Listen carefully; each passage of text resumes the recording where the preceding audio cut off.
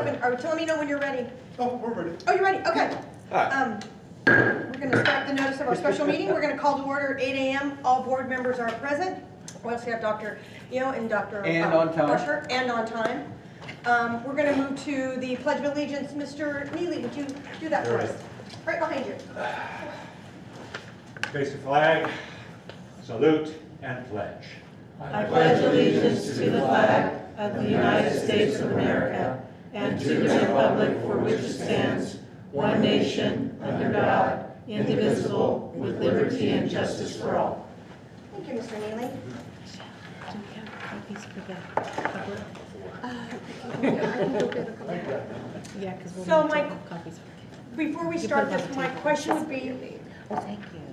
my question would be, Dr. would you like to give your preface before we take public comments? Sure. Or would So, you? let me just explain what what you can expect today, this morning. First of all, good morning. And happy Tuesday to all of you. It's wonderful to be here working with all of you. We are going to have a wonderful morning, very productive. You have in front of you the report of the board self-evaluation, which you all took, and thank you so much for doing that.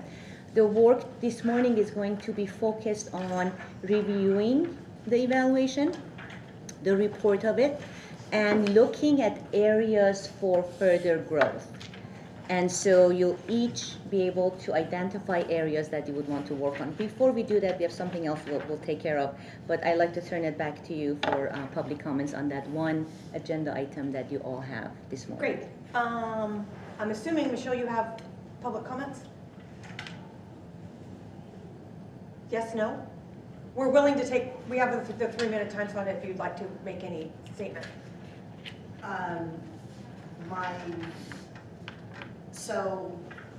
I'm sorry, I did not prepare for. Oh, no, if you're. First thing.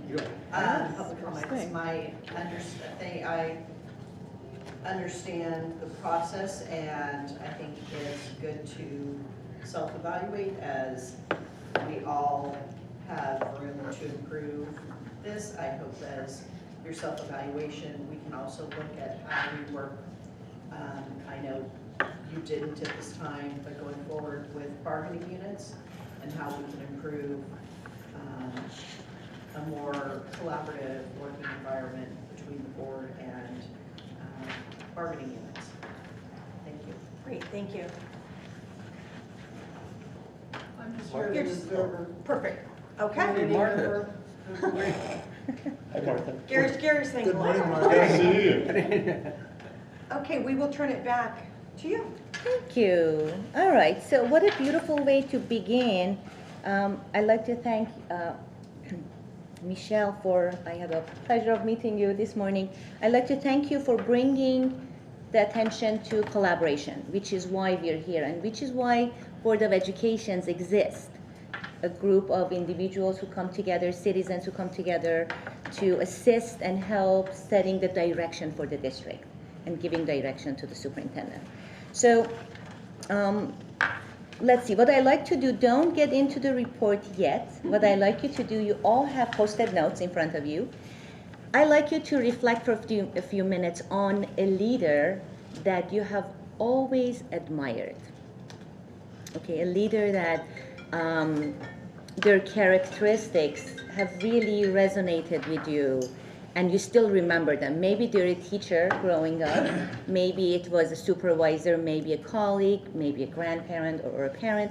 So think of someone who you really admire as a great leader and think of their characteristics. What makes them great leaders? So come up with two characteristics that you can think of as you reflect and remember this leader who really made an impression on you throughout your life. Earlier stages, mid stages, however you want to do this. So a few minutes on that. And then just write down each of the characteristics on one of the post-it notes. So separate. All right. Thank you so much. You can do this too if you like. If you like. Okay. All right. Okay. Oh, one characteristic on On each post-it. So you would, That's each a of you would following have two directions. post-it notes.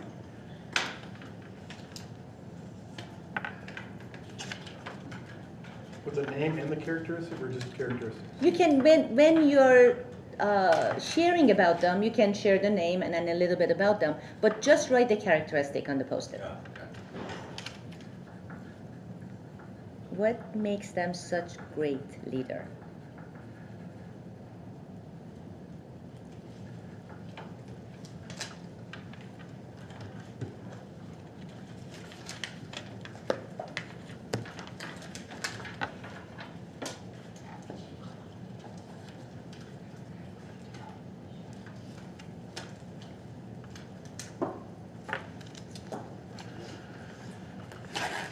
You know how hard it is to have these in front of us and not delve into I know, and you're doing so well.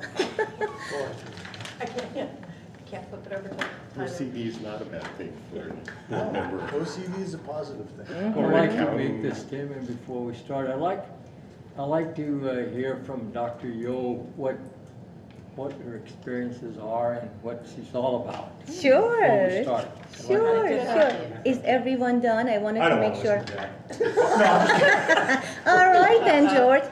You were First of serious all- for this. Here we go. Oh, boy. Are you all okay first name?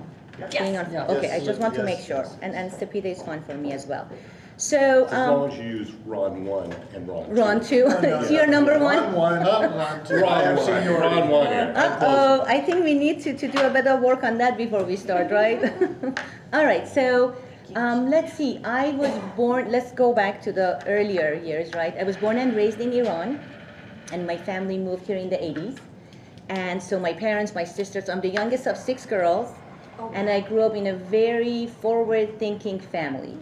My parents, my dad was a reporter and journalist, and my mom was an entrepreneur, and education was always something that we talked about at our dinner table. So when we moved here in the 80s, the whole family, this became our home. When I think of home, I haven't gone back since I left in 1988, and so this is really home. And I started in with colleges and universities. So I got my bachelor's in psychology and master's in personnel administration, and began working at the university setting. So that was the first career before motherhood. And motherhood gave me the opportunity to stay connected to the kids and learn about the kids and their education. And so left my career on hold for just a little bit. Worked on a couple of books in the meanwhile, and started a small practice coaching while the kids were at school. It was perfect because I could be involved at their school. So that's what led me to be involved with the PFA, Parent Faculty Association. I was president of PFA, which was my introduction to school board. And so I learned about school board, decided to run. I ended up serving for a term and a half before we moved out of Oak Park. So I'm a former board member in Oak Park Unified School District. And I can tell you, I felt privileged being a board member. I did. And every time at every board meeting, I thought, wow, I get to sit here and work with these amazing individuals, and our superintendent, who has since retired. But and then a couple years ago, 3 years ago, I decided to go back to school to get my doctorate. And so I just finished 2 weeks ago. I defended my dissertation, so it's still very new. It's still very new. Thank That's you. why we had to delay this, because we had to have a doctor. Oh, well, hopefully I can deliver. No doubt. And so my doctorate is in organizational leadership, and I wanted to focus my dissertation on heart-led leadership. So leaders who activate and ignite their heart and allow their heart to lead them. What are the characteristics? How do they work? How do they connect to people they work with? And I really enjoyed the whole journey of going back to school later in life tremendously. So that's about me. We have 2 kids. My most important job is being a mom. 2 kids, they're not kids anymore, they're young adults. Our daughter Nilu is 22, and our son Bijan is 20, almost 20. We have a little puppy, and that's all about me. What else would you like to know? Anything else? Thank you. Did Sure. you say that every night you talked about education as a kid? We did. So focus was on education. My parents always talked about Oh, I find got you. out Okay. what it is you want to do. Mhm. They're really good about that. They didn't say just go get a degree. They really encourage all of us to figure out what it is we enjoy doing and take it all the way to the top. And as a kid, you thought that was fun? I thought everybody does that. Oh, okay, well. I thought everyone yeah, said- okay, yeah. Yeah, so I think when we moved here, and I said, well, that's what we talked about, and I thought, well, don't you? Didn't you talk about Yeah, that which makes school sense. you're going to go to, what you're going to Sure. study? So that was the norm Yeah. for us, for our family. Oak Park is where? Oak Park is in Oak Park in SoCal, Southern Oh, California. Southern California. It's neighbors with Agora Hills, Westlake Village, Thousand Oaks, sometimes those areas. Thousand Oaks. Yes, Thousand Oaks, so, yeah. So K-12 district. How's it going, everyone? Good morning. Morning. Come on in. I'll come on the other side. All right. No, So that brings me to what I do today, which is consulting and leadership consulting, change management, and also governance as a governance trainer for CSBA. So that's about me. Thank you. Sure, and if you have any questions at any point, please go ahead and ask. It's very informal. Today's workshop is your workshop, and I really want you to feel comfortable having the conversations you need to have. You have already taken the time to take the evaluation, and I want to thank you for doing that. And today is really, we're diving deeper into the results.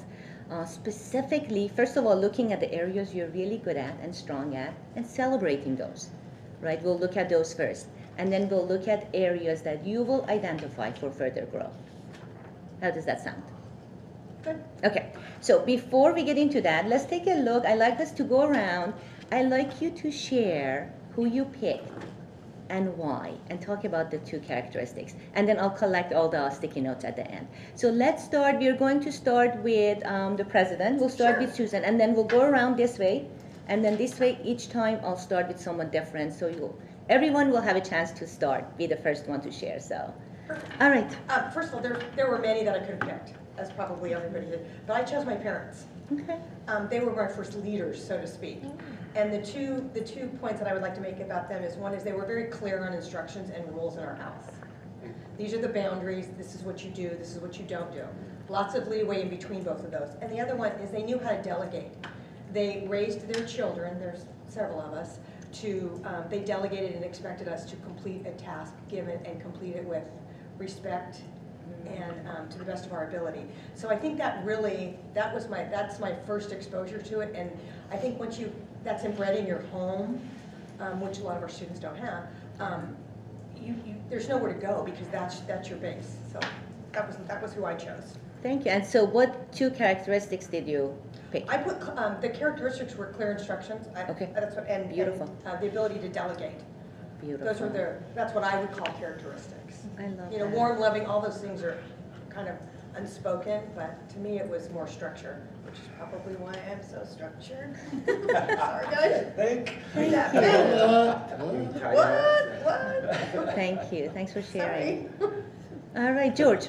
Good morning. Good morning. I was incredibly fortunate, spending 20 years in the military, to have some of the most outstanding leaders that you could ask for. And there were so many of them, but one of them that really sticks out was Captain William Toll. He was my TAC officer when I was a second lieutenant. I was never a young second lieutenant because I was 10 years in the Army before I ever went to officer candidate school. But I was a second lieutenant is on the bottom rung, okay? You haven't done anything yet. Butter bars, yeah. Butter bar, Okay. that's right. And it's the infantry officer basic course. Not only do we study tactics and do the physical part of it, we all studied hard on the leadership, and he was such a great mentor on this. There's so many things that I learned from him, and the two big traits that he had. The first one was vision. Leadership is all about vision. That's the most important thing that you can do as a leader. And I had spent almost 9 years, or a little over 9 years as an enlisted guy. I'd gotten up to the rank of E7, the Sergeant First Class. But that's a different kind of leadership than when you go over and you become the officer, because now you're looking at the big picture. And so you've got to have that vision, where you want well, in this case, this district to go. One of the first questions I asked Dr. Washer when I first got on the board years ago, I said, what do you see public education in the future? What's your vision for that? We had a great conversation about that. So I think vision is the main thing, and whenever I sit in on a committee that selects principals and that kind of thing, they've got to say vision. That's the big deal. Isn't that right? Exactly right. So, and the second thing is focus. Because once you have that vision, then you've got focus on trying to get to that vision. And that's where Captain Toll, I'll never forget, he's the one who told me this. He said, gentlemen, never confuse activity with progress. All right? We can all have activity. We can be doing all kinds of things, and we do that in education. We do lots of stuff, you know, but are we making progress? That's the key that we've got to look at. So those are the two things. And there's so many more, you know, so many other traits. Sense of humor, you have a great sense of humor and all That's that kind of important, stuff. yeah. You got to have all that kind of thing to be a good leader, so. Thank you. That's Thanks, fine. George. All right, Mr. Ron. Ron, number 1 or 2? Ron, number 1 One, or 2? always will be. Always 1. Yeah, it was really hard because there are a lot of people that have influenced me over the years. But I read a story last night to my grandkids about George Washington, so I picked George Washington. Not surprised. Not surprised. It's actually a cute little reader. It was about George Washington's dog. He was a dog lover. Call yourself a cute little leader? Yes, I'm learning how, yeah. So there were a lot of things that I admire about George Washington, and I really enjoy history, and I know far more about George Washington than is kind of the normal thing. Yeah, I cut down a cherry tree, blah, blah, blah. Okay. Well, that's a myth, by the way. But the two things that really stood out for me about him is that he was extremely honest. He was honest in what was real, kind of the reality of his situation. And just knowing what he had risked and what he was facing, he was honest with his subordinates, he was honest with the frontline troops. I mean, the man stayed in the fight on the front lines for 8 years. The American Revolution was 8 years. So the second one is dedicated. He persevered through all of that. And I wanted to say collaborative because he was unbelievably collaborative with his troops. His officers, he would allow them to discuss, and they would, but then he was decisive and said, here's what we're going to do. So he allowed all that input to come in, which I think gave his subordinates the reality of, this is our situation, here's where we go, and he was not kidding anybody about what was going on. That's that part of that honesty. So anyway, just his honesty and dedication, and I'll just kind of leave it at that. Thank you. Thanks. All right, Ron. My, like George, my person was my first boss in the district attorney's office. He was the elected DA, and he kind of picked me up in a time when I didn't even know if I wanted to be a DA anymore. And made himself available. I learned so much from his leadership style.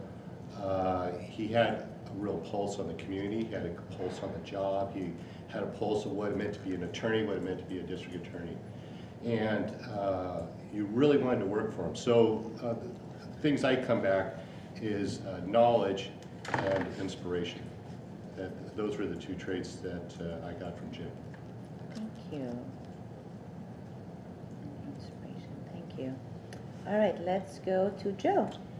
Actually, I have 2 All right. growing up. The rule was 1. Yeah, well, It's always been. they're almost Number equal 2. anyway. They're almost equal. Okay. One was a high school basketball coach, okay? That's many moons ago. And the other one was a head football coach in college. That's another too many moons ago. Again, the high school coach, and both of them have character and integrity. And I thrived on that because they never lied. as coaches, you know, they don't build up stories or anything like that.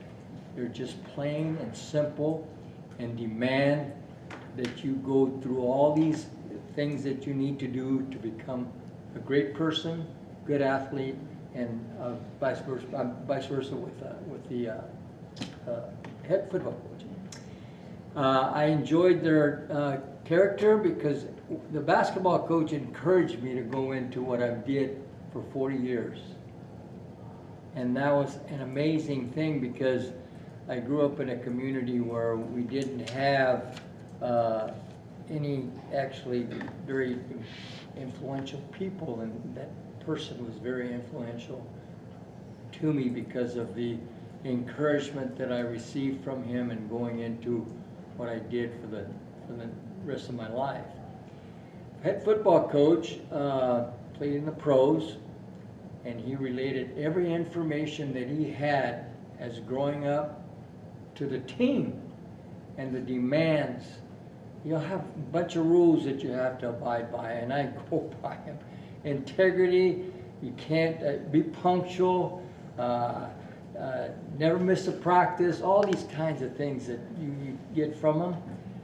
Had a great time with them and very influential with them. Thank you. Love that. So you had integrity. What was the second one? Character. Character. Thank you. All right, Well, Gary. in my first 20 years of life, you know, I have to say my dad continually provided opportunities for both myself and my sister. But one of his pet, little sayings is always, well, you might as well be the engine instead of the caboose. You might as well lead instead of follow. And so that was continually something that was kind of hammered in. And opportunities were being in the Boy Scouts. You know, I'm the senior patrol leader, you know, because that's, you know, the kid's in charge of all the rest of them. And then as I got into my professional career, I have to say Don Womble. Don was a PE teacher for, I don't know how many decades, 40 decades probably more. And the thing that I picked up from Don, because we coached together, is his ability to get in and talk to people.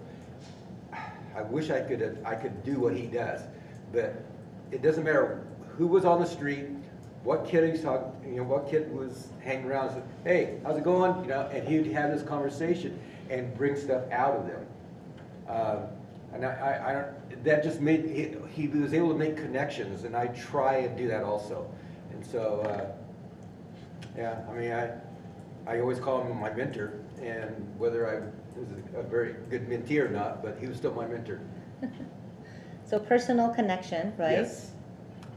An ability to talk to anyone, Yeah. which is Well, a result yeah, of when yeah. you Mhm. personally connect to. Yeah. Beautiful. Thank you so much. All right, Courtney. Yeah, I kind of went out of the realm. I'm a history buff, especially with wartime leaders. And mine was Winston Churchill. And he's a flawed man, as most leaders are.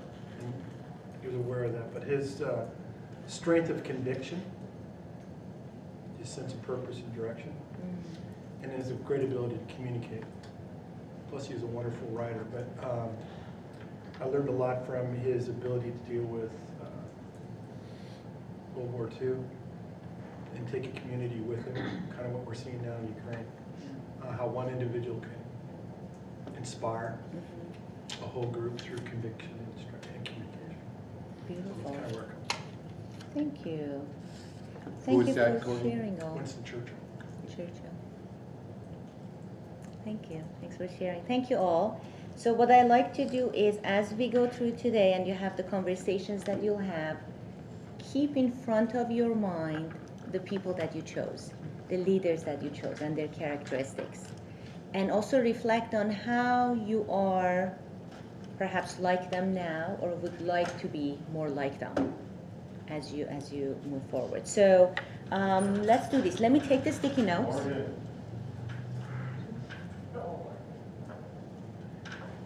Let me put those in here. So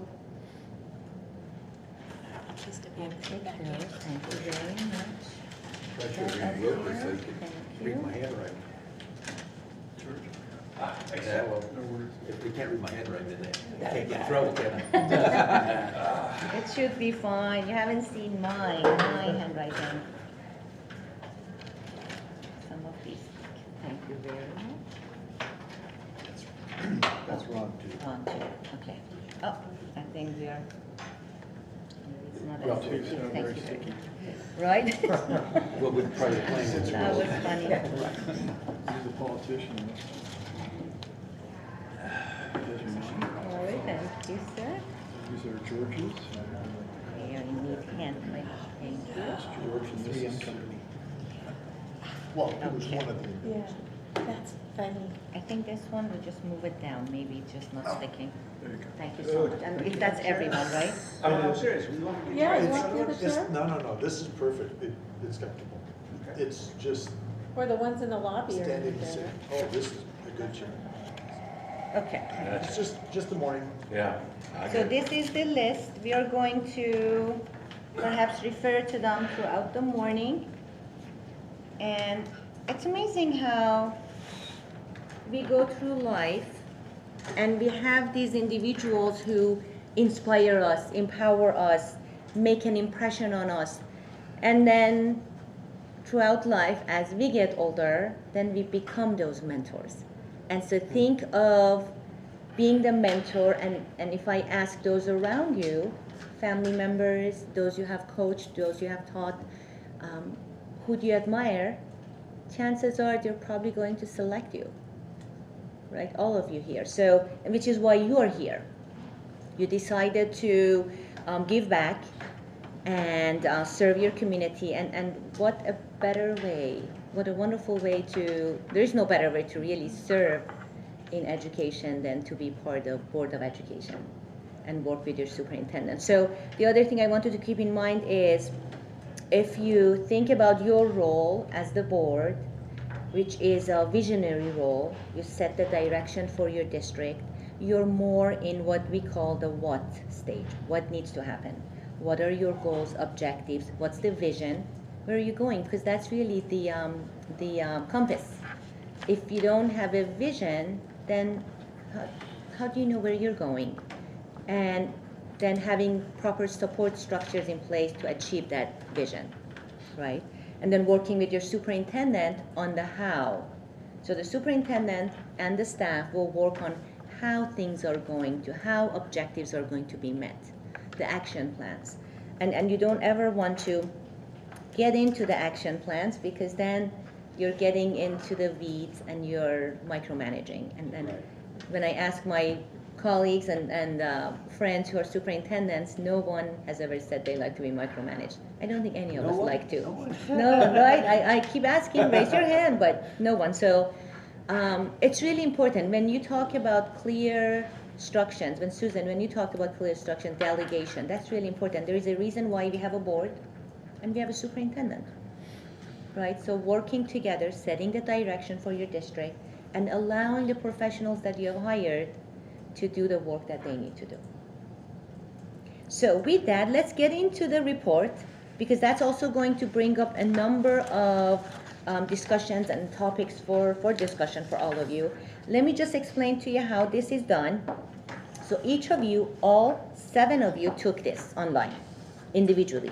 The report that we are looking at is all of your reports. It's not individual reports. We don't look at that. What we are interested in is how do you, as a team, as a board, work together? What areas do you need to work on further? It is color-coded, if you look. If you see any green, that means that that particular item, there are 11 sections, right? And each section has a number of subsections. If you get green, that means that area is a strength for most of you, most members. If you have blue, it's a strength for simple majority. Yellow means it's an area for growth for simple majority, and it's on the bottom of each page too. And if you get red, it's an area for growth for most of you. So what I'd like you to do, take the next 10 minutes, take a look at the report, 10-15 minutes, again, 11 sections, and identify areas that you feel this morning you need to focus on. I like you to identify 2 areas first, and then we'll get into more. So 2 top priorities, as you can see the report, to work on. Typically, the areas that are picked are either red or yellow, obviously, right? That's areas for growth. But before we go there, I see some green, so let's take a look at the greens, because that's areas that you need to really celebrate. That's what you do well. So under board structure, on page 2, the board treats the superintendent with respect. That's one area. And I like to point that out because that's really, really critical, right? That respect then is, the respect also shows a level of trust that needs to be present in any type of team setting. And then on the next page. I agree with the green. Good. And the next green is on the next page, and it is under board meetings. The board agrees on the role of the board president in managing board meetings. So that's another area all of you agreed on. And to me, that shows that there's an understanding of roles and responsibilities, right? What's the role of the president? And so on the next page, you actually have a couple of greens. Under support, the board demonstrates support for the superintendent in carrying out board directives. So that's 45 under support. And 47, the board celebrates district accomplishments. I have to tell you, both of these areas are super, super critical. The ability to celebrate achievements and just particular events in any organization is really critical. So taking the time to honor and celebrate achievements, showcasing support. One of my favorite memories when I served on the board was going to award ceremonies, culminations, graduations, to be there and to show the students how proud I was and how proud the board was of their accomplishment. Same goes for the staff, because the focus of a district is on student achievement and success, but it also needs to be for supporting people who support students, from your groundkeepers to your child nutrition to your teachers in the classroom, everyone, principals, right? So those are the areas that I see. Did I miss any? No. Okay. And then of course we are going to then, and of course the blue is also in strength. It's an area of strength. So overall this report is positive, because if you look at all the blues, that is a good sign. You have some green, you have lots of blues, strength for simple majority. And so don't overlook those. That's important to look and really feel good about what you're doing, the work that you're doing. And then what I like you to do is you pick your 2 areas each that you feel you need to work on today and talk about openly, transparently, honestly, with lots of respect and love. And then pick one area that you're most proud of. And you could pick a whole section, one of the 11 sections, or one item. It's up to you. Okay, so you can just say board unity, I'm really proud of that, or board unity is something I really want to look at, or specific item within board unity. Anything I can clarify before you dive in? 2 that we want to see improvement, and 1 that we're proud of. Yes, yeah. All right, so let's take 15 minutes and take a look, circle, underline, make your notes, and then we'll come back and have a discussion about that.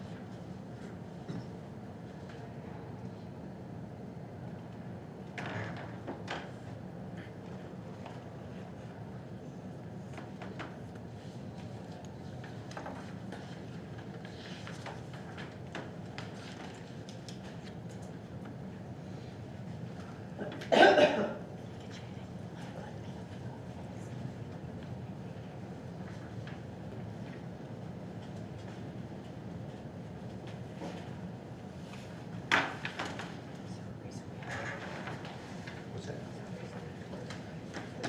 I can't look. I just noticed it was cracked. Oh, because Mr. Freitas was out there. He's not coming. Oh, He doesn't come in. Yeah, he's oh, leaving. I'm sorry. No, no, it's okay. I thought maybe you wanted some more. No, I didn't want to get locked out.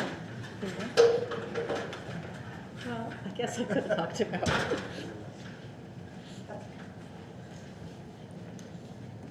Is anyone else warm in here? Okay, just checking.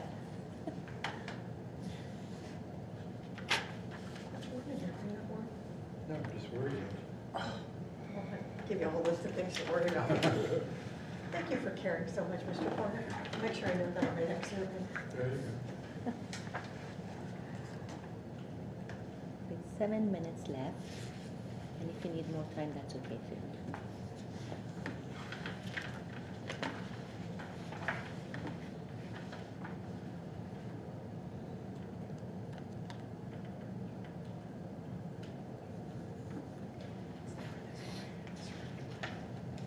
It is nice.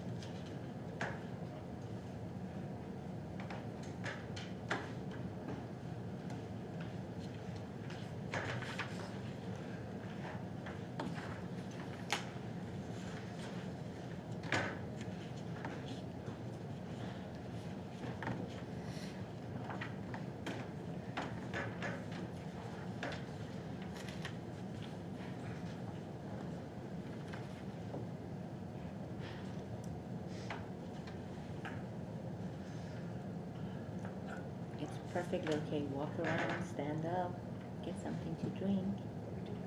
It's good, yeah. Yeah. It's not good to sit too long anyway. Sitting is not my thing.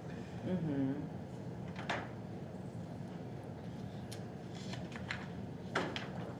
Yeah, I know. Like these chairs, maybe. Tell young people, take care of the discs. Yeah, they're just firmer. Discs are They are your firm, friend. Mm-hmm. I'll tell the story. I'm a little better that now than I was before, but I'll sit in that chair, my kids will tell me, yeah, Stop. sit still on the board. I'm sitting here, and I look over at Ron, and he's straight ahead all the time. And I told him, I said, "Gee, Ron, I am so impressed. You're so professional. You know, you Never flinch. You don't flinch, you stay there." He says, "That's because I can't move, my back hurts so much." I said, "Oh, okay, so, you know, all I have to do is." Comfortable position and I lock in. Oh, so he wasn't being professional, he was just being. It's called pain. Things are not Big. always the same here. Oh my goodness. I got it. Well, we Oh, he is sit, we professional. sit too much in life. We just sit so much. We sit at work, we go home and sit, so it's nice to just stand up and be active.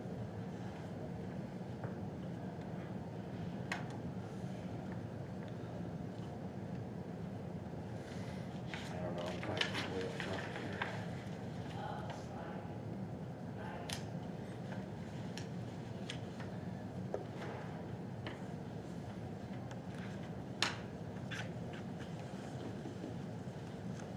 So just so you know too, a lot of times I sit with my arms crossed. It's not body language, it's comfort. Thank you for telling me. It's like when the Thank public you. comes in, okay, because I don't want anybody to misread. Mhm. Because body language and tone of voice yeah. are 93% of communication. Oh, yeah, that's She's a a real thing. psychologist, you know, so Yeah, you I gotta watch what you do. 7% is the spoken That's not an words, right? addendum anywhere, though, it's just analyzed. I used to teach that in high school, Uh-huh. in charter high, communications, and that exact thing right there. Yeah. And so we practiced on communicating without any language. So give them a Mhm. scenario, and they go through it and all that. And then you know, I bring up their parents and how their parents read their body language. It's kind of an interesting thing when you start to look at the whole communication process. We did the filters, you know, they develop a message through their filters, and they send it through their filters. The other side over here, their parents receive it, decode it through their filters. And it's just an interesting scenario. The kids really. We're not filtering it correctly and no one's receiving.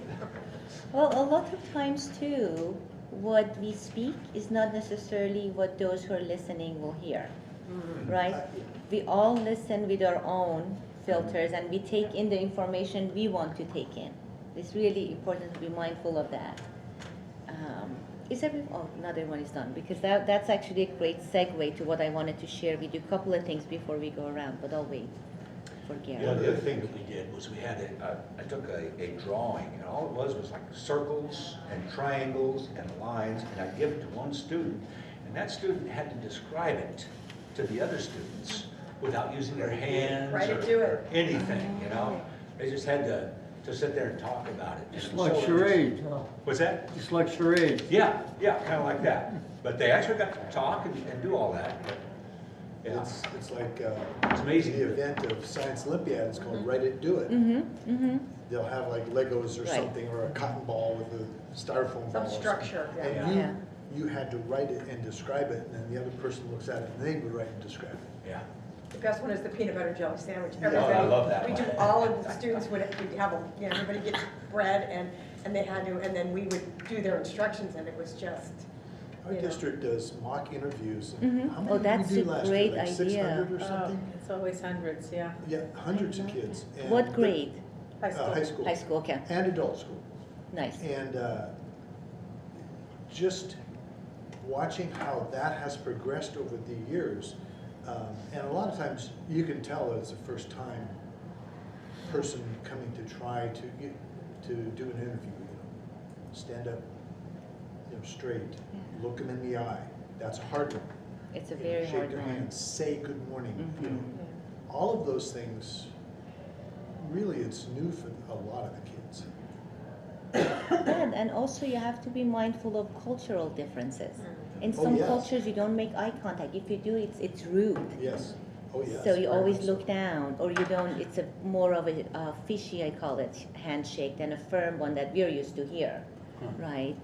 And you speak with a lower voice when you're respecting, you're not, you know, speaking. So you have to be mindful of that as well. Yeah, we the hosted cultural. a Japanese foreign exchange Mhm, student, mhm. and every time I walked in the room, she'd leave. I'm going, what did I do? Well, we had two. One was very traditional, the other one was, I guess, Modern. more open, more, Yeah. you know, Western, I guess, Yeah. modern. And my kids finally realized, after talking, she would talk to them. And she said, well, you know, I can only come out when my dad allows us to come out. I'm just kind of, oh no, come on, you know. No, he said, that's not a bad idea. Yeah, I like that. Now you four listen to her, you know. But and very much so, very much so. It's, I guess this is true because I've talked to some cast members at Disneyland, and apparently there is what's known as the Disneyland Point. If you ask a cast member where is the nearest restroom or whatever, they won't just point over there. They'll use two fingers. It's over there, go this way. Apparently, one finger is more like one finger to some Yeah, culture. interesting. So it's called a Disneyland Point. Oh, this way, go down here. Yeah, it's never one finger. In my culture, I always use the one finger. Yeah, I know. Yeah, I've received that finger. I didn't know you were Irish. Oh, I love it. I love this sense of humor. It's great. It's It fabulous goes bad to see. places sometimes. That's all right. So what I wanted to talk about, which is a great segue, you're talking about communication. It's okay, leave it, Kathy, sorry. Is the symbol for listening. This is the Chinese symbol for listening. And this is from the book, one of my favorite books, The Governance Core. If you haven't read it, it's a great book by the former executive director of CSBA, Davis Campbell. and Michael Fullan, they co-authored this book. But anyway, so this shows you, and you can Google it, it's the Chinese character for listening. And if you look, it's not just listening with the ears. It's listening with the eyes, it's listening with the heart. And so this morning, as you're listening to colleagues talk about their areas of concern or the areas to celebrate, you're listening mindfully, being mindful, being present, and really listening with all of you, all your senses, not just your ears. It's really interesting because most of the time we are listening to respond, right? We don't really listen to understand. That's true. Think yeah. about it, Yeah. right? If we listen to understand, then there is a pause that happens because we are kind of processing, understanding, asking questions, and then responding when the response is needed. But we have not really learned culturally to be okay with that pause, with that silence, and we need to say something in return. Right, so I want us to be very mindful of that. And then what I like to do next before we go into the reports is I have something here. Susan, I would like you to read it out loud, just a few lines of it. So it's again on board self-evaluation. I'll bring it to you. Okay. I don't know At the bottom. if you- Well, she's doing that, you know, you showed that Chinese character. It reminded me of incidents I had in graduate school. Another student who's Chinese, and she was doing some of that character, you know, which of course I had no clue what it was. But I said, geez, that just takes a long time to do that. I said, no, I can do it fast. I said, you can't do as fast as I can write. And so the challenge was to write "I love you." See who could do it fast. And somebody else says, she beat me. You know, and I was, you know, I don't know if she actually wrote "I love you" as a Chinese character, but now that I think about that story, I don't know. She knew what I wrote. Man, I might have got hoodwinked there. She beat you because Thanks she for sharing, didn't mean it. Too funny. Would you like me to go into the next page and finish the paragraph when I read? Probably, yeah, let's talk about the whole. Board self-evaluations. One of the major characteristics of effective governance is the extent to which governing boards conduct regular self-assessments of their own effectiveness. Often the best judge of what works in governance and what needs improvement are the members of the governance team themselves. As part of an ongoing commitment to continuous improvement, board self-evaluation needs to be used as a conscious governance tool. Absolutely. So it's a tool. I agree. It's a tool that you're using. And so let's dive right into it. Let's start. Thank you so much.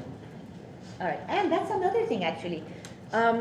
In some cultures, including, and I know this in Chinese and I think Japanese culture, when you present someone something, a business card, a book, a folder, you do it with two hands. And you also receive it with two hands. So that's something I learned when I started traveling, and then my husband is Chinese.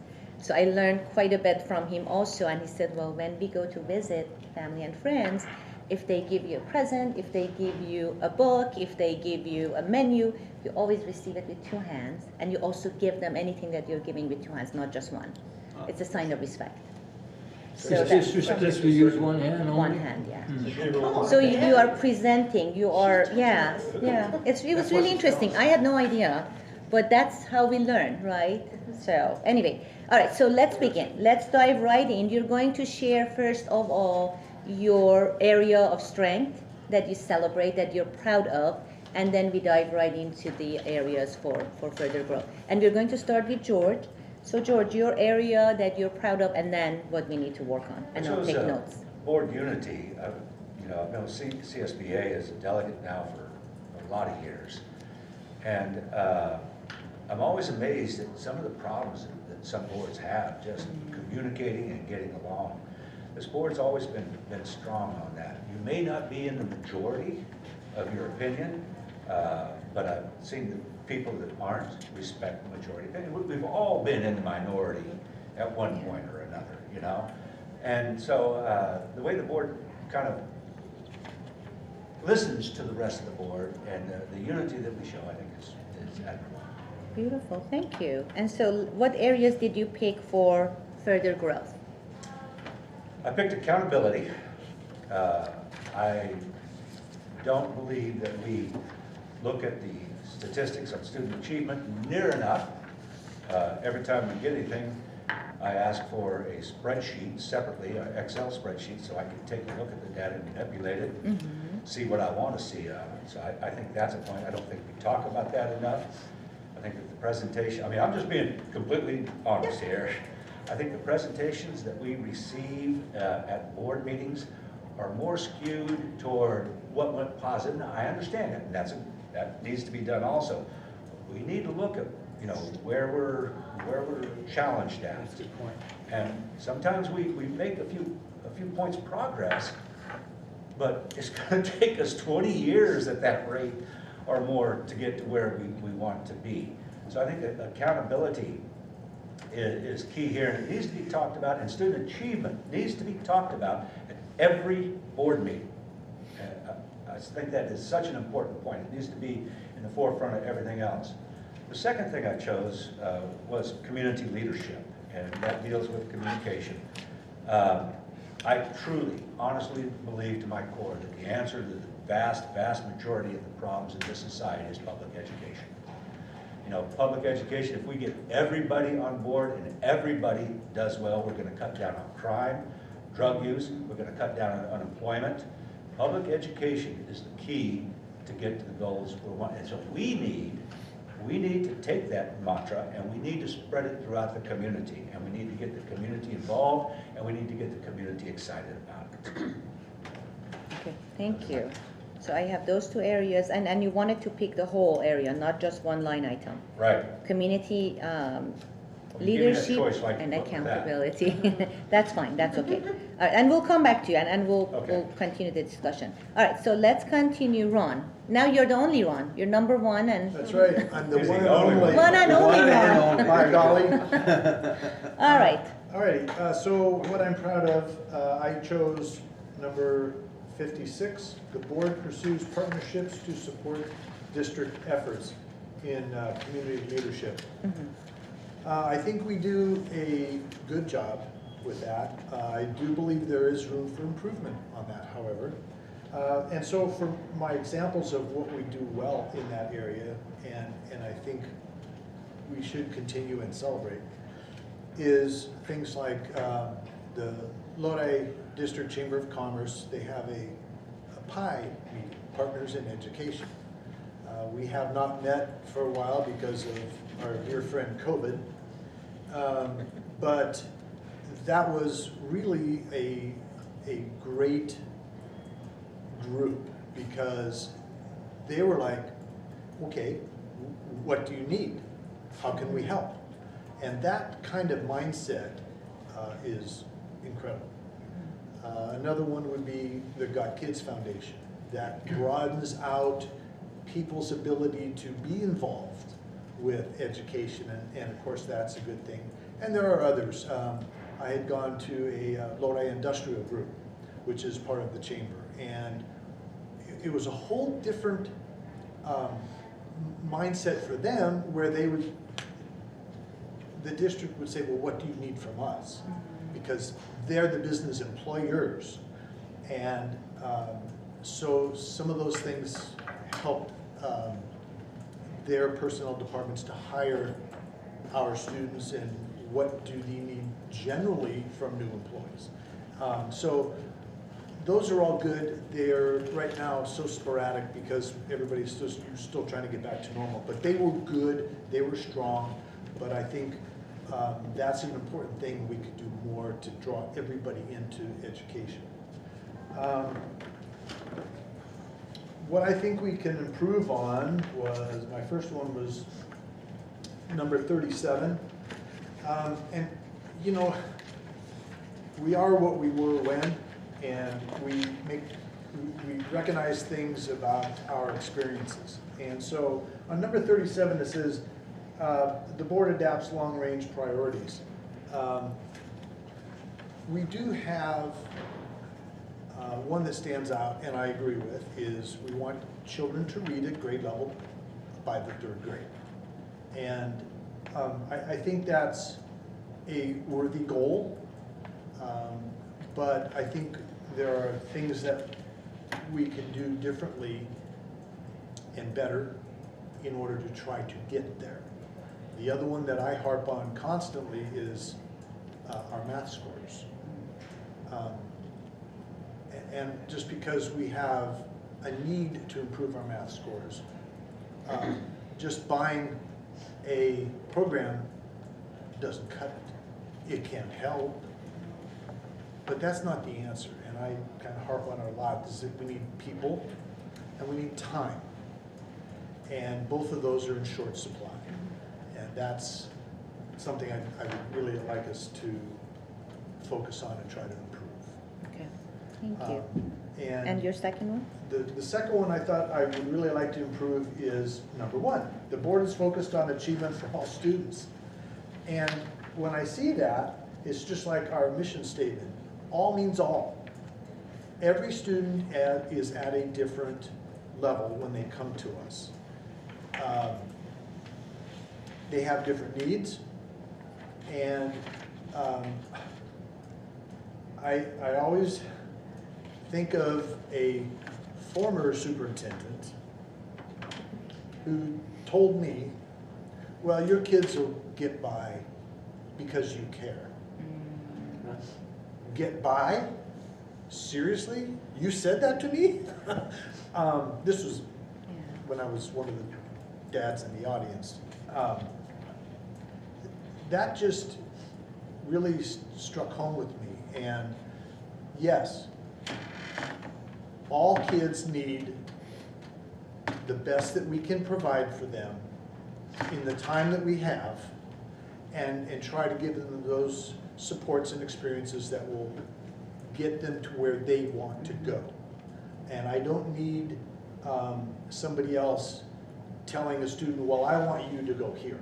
No, you listen to them and you find out where their family wants them to go. Yeah, that kind of thing. So all means all, top to bottom, everybody has needs and for achievement, and that's what I'd like us to get to and not ignore anyone. Thank you. Thanks. All right, so let's move on, Joe. Yeah, Dr. Yu, I have no problems with these. But my thought was that we would go through all these things that we checked and discuss those. And that's when the truth comes out on board evaluation, I think. I can go off the cuff and tell you, well, oh, these the new members need to have orientation, you know. Of course they do. I mean, you know, and we don't support that. I mean, not support, we don't do it, period. Okay, those are the things. So I'm going to skip, because if you would do that, I think I would be well-rounded in the fact that these are the things that we are doing right.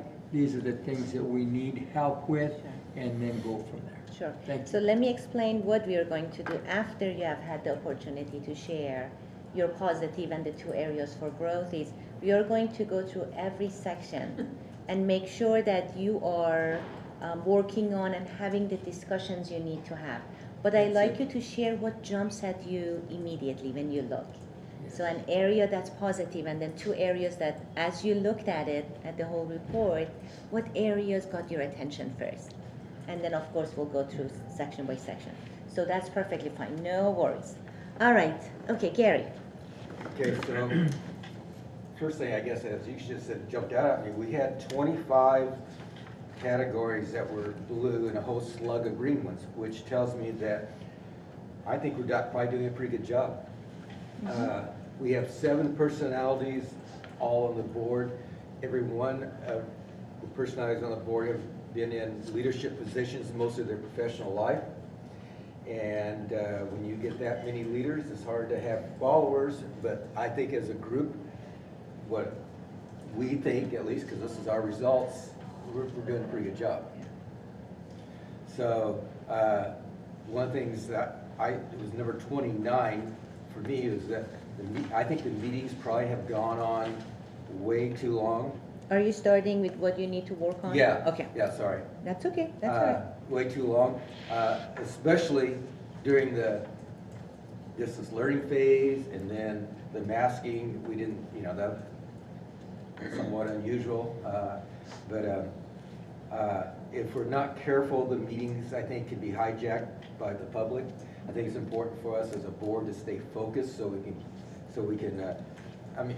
when we go past 10 o'clock at night,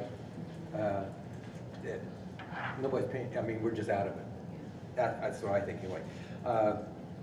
The meetings are for the board to do board business that the public can observe.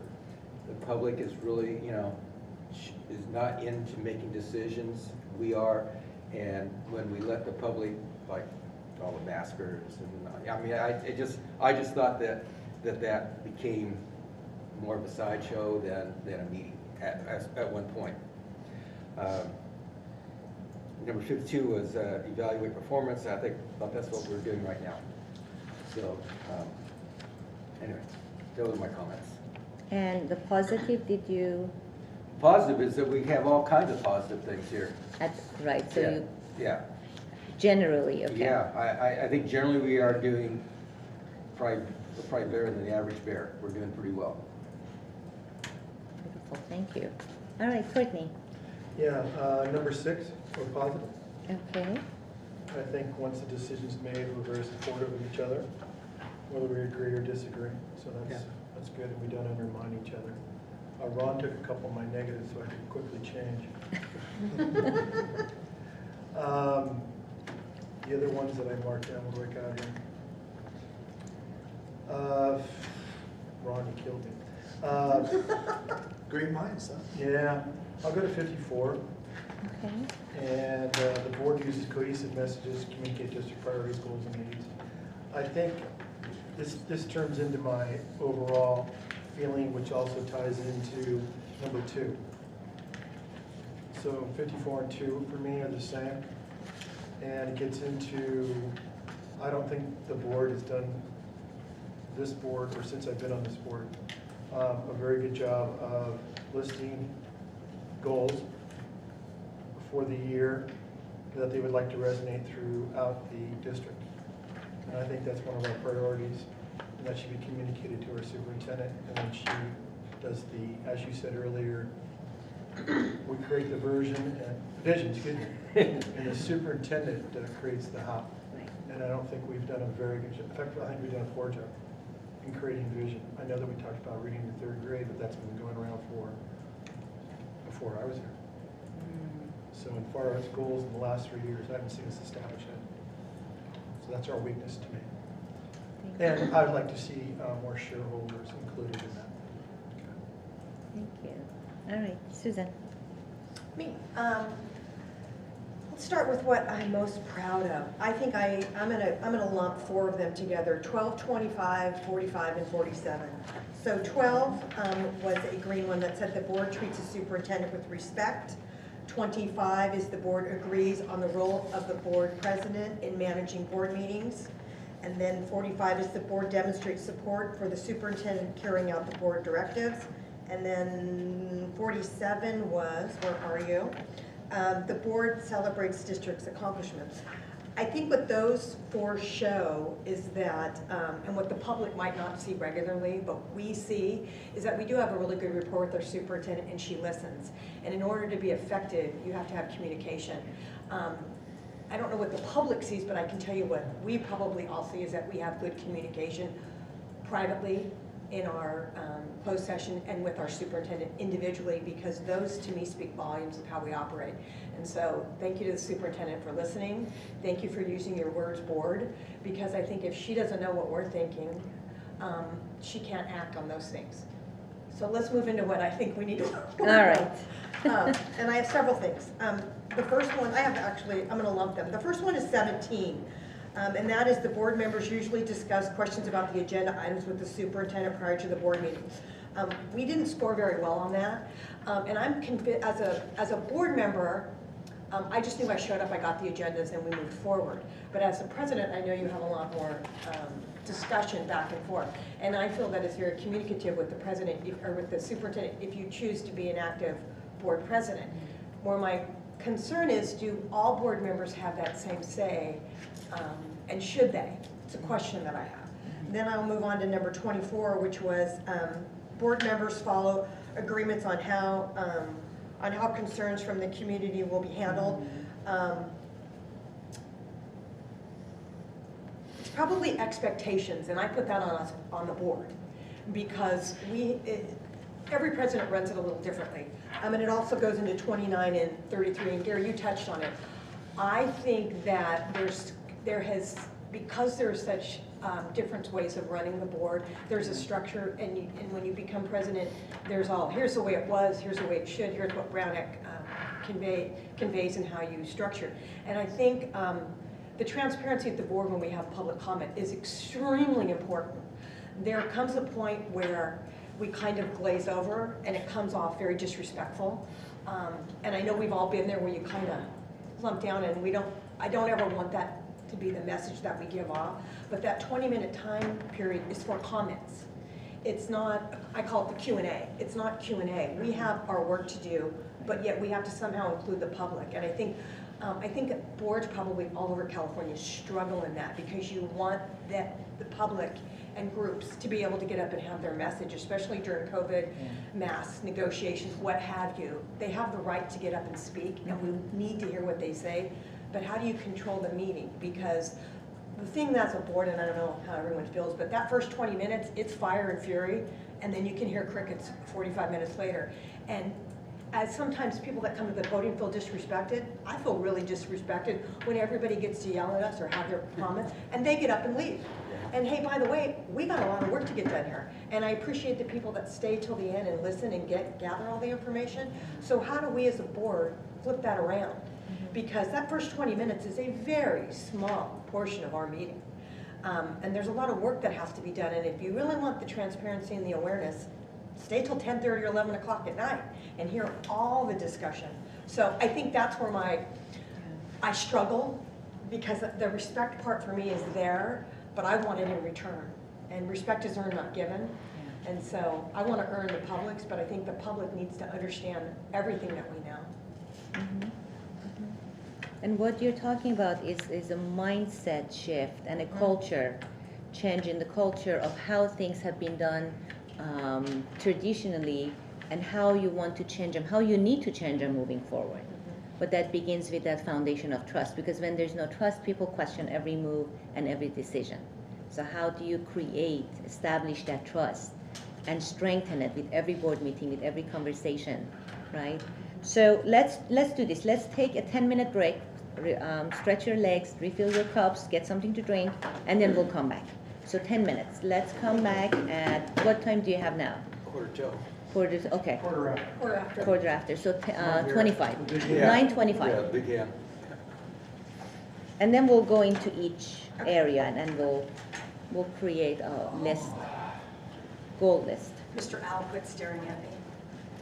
Yeah, that's what I started. I wanted to jump down and like scurry.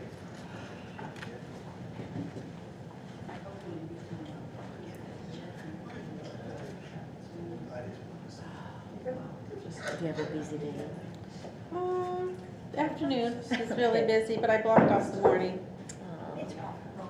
Well, and it's important for the whole governance. Yeah, I mean, I'll stay as much as I can. Yeah, if you need to go and come. Okay, no, thank you, appreciate that. Yeah. Yeah, so we'll go through, we'll work on it. I think at the end of it, they'll have a list of what they would like to do Okay. moving forward. Great. Like what now, what do we do now, kind of. Thank you so much for the goodies and the coffee. Really,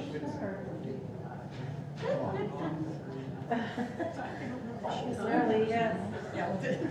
Whoa! You know, if you went down in here to workers' comp, because you were on an alley,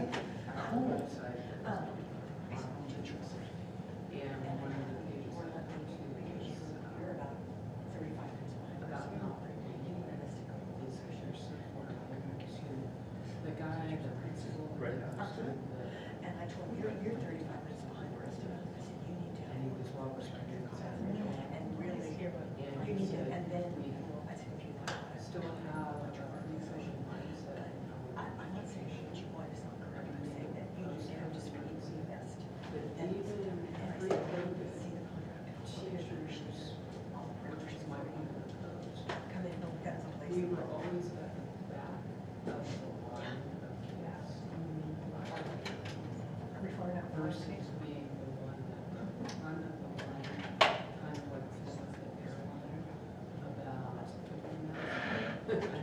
Thank you, you too.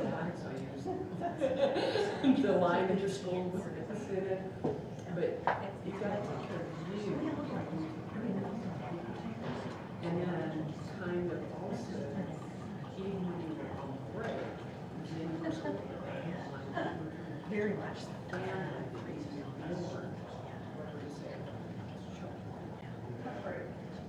Yeah, well, there's been that too. Yeah, no, I think, but I think in those agreements, it was on.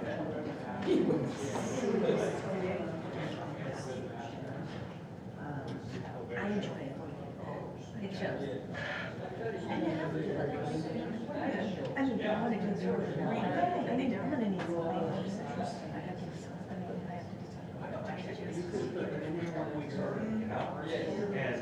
I just happened to be said, if you want your tickets, click here. So it's just like that, I click there. So I got that. So we actually had a person else. Well, yeah, so to me, I like the pieces. I enjoy the pieces. Yes, yes. Yes.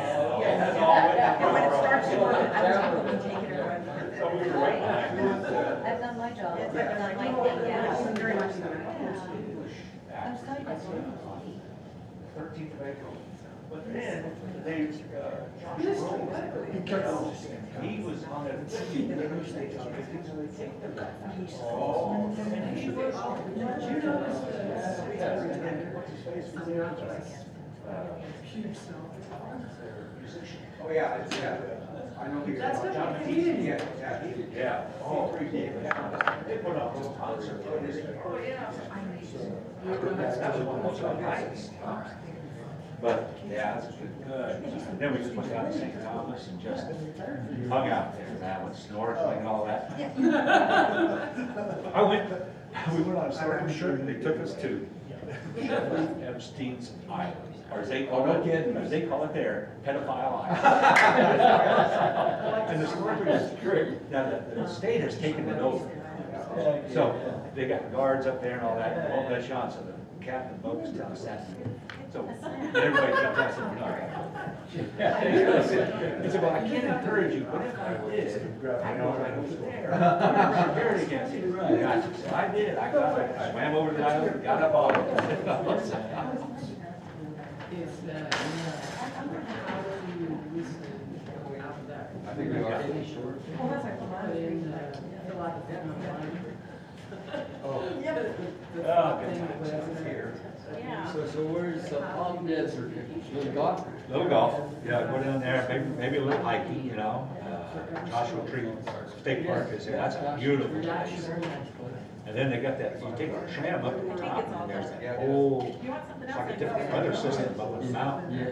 But we're gonna try to catch a little golf. We're gonna play that par 3 that I played there before. Rated number 8 in the nation, par 3. And it's really, it's like a full course, but it's par 3. It's just really nice. They got that thing where you can get same day tee times that are left over. You can bring it, so I get into that. Just kind of chill out for a while. And how long is it? Just a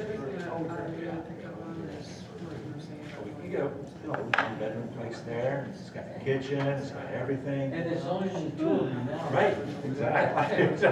That's the time to do things. Yeah. You don't have to be sort of like your Have you had a chance to look at Yeah. this and book? all that. No, I wrote it down so I could order it for them. Yeah. And you can have your Yeah. little book, kind of book club, Yeah, we'll get it. because this, yeah, Do this is one. more about, Do this while you working together, so it's a great book. A lot of the stuff right after I retired. Oh, Ireland, Scotland, That's so cool. London, England, Yeah. into Germany, into Spain, into Costa Rica, Yeah. to Portugal, and all these other, what is it, cruise that goes on the Greek islands. Oh, the Greek islands, yeah. Yeah, all that, Croatia, everything. Yeah. Santorini, all that, all. You know, we took those trips and we took them every year.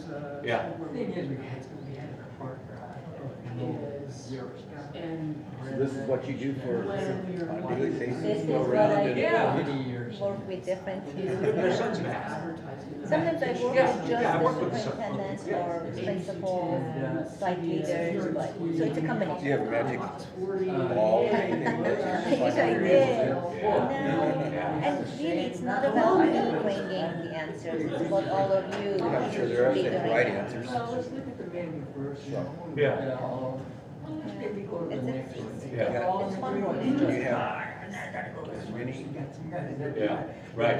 Pretty strong personality, working hopefully for a common goal as well. Do you have differences? There's no way of getting around When that. you get seven, Meet as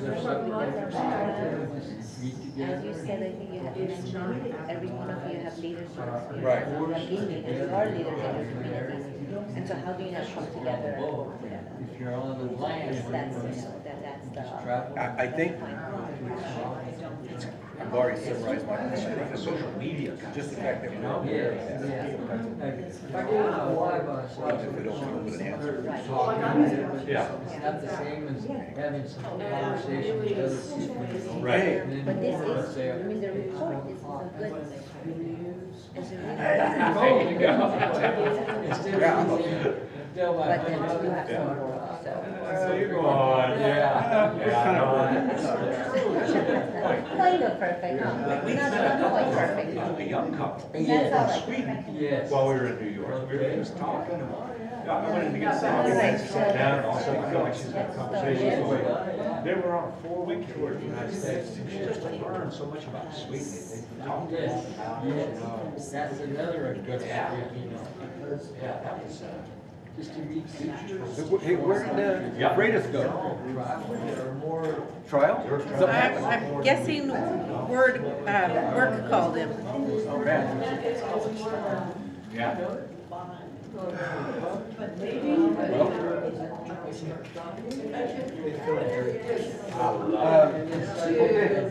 Yeah, yeah. All right, are we ready to get, We've been to London. get started? Is that right? I never had one, but the whole circuit was like 10, 15 minutes long. But it was still an all-day deal, you don't get to eat tonight, you don't have, I had a friend who went there, he said he wasn't too. we have to stay there for a long time afterwards, just to, You know, besides get out of there. What I want to ask is to. Yeah, yeah, they're already. Yeah, but sooner or later, everybody gets one.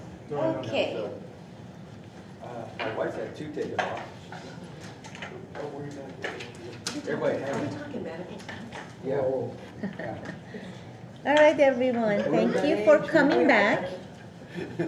And I hope you had the opportunity to stretch your legs and get something to drink, refill your cups, that's really important to do. Often we forget to feel, yes, we have to make sure our cup is always full. There's actually a psychological component to having a full glass of water on your desk wherever you're working or at home. Psychologically, looking at that glass, even as you're drinking, continue to fill it up.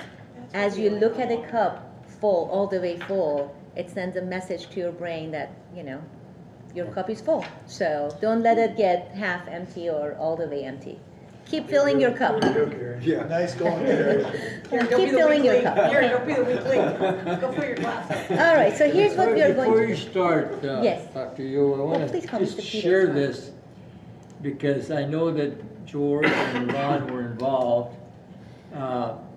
We had this session, the whole board had this session. It was a great session because I got to know what Ron does, what his hobbies are, George and all that, and the culture and everything. The superintendent was there, she shared all her experiences. That was a great meeting because after that, I says, well, you know, I have to respect that, I respect that, I respect that, I respect. I want to know more about that, so you get to talk to board members, and you become very friendly and become respectful towards each other, even though sometimes you don't agree with their philosophy, you still, you listen. Absolutely, yeah. That's one thing that I wanted to share with you. Yeah, thank you. And I do know that you had one session, and Michelle, the executive assistant, the wonderful executive assistant, thank goodness for all of the executive assistants. They keep the district, together.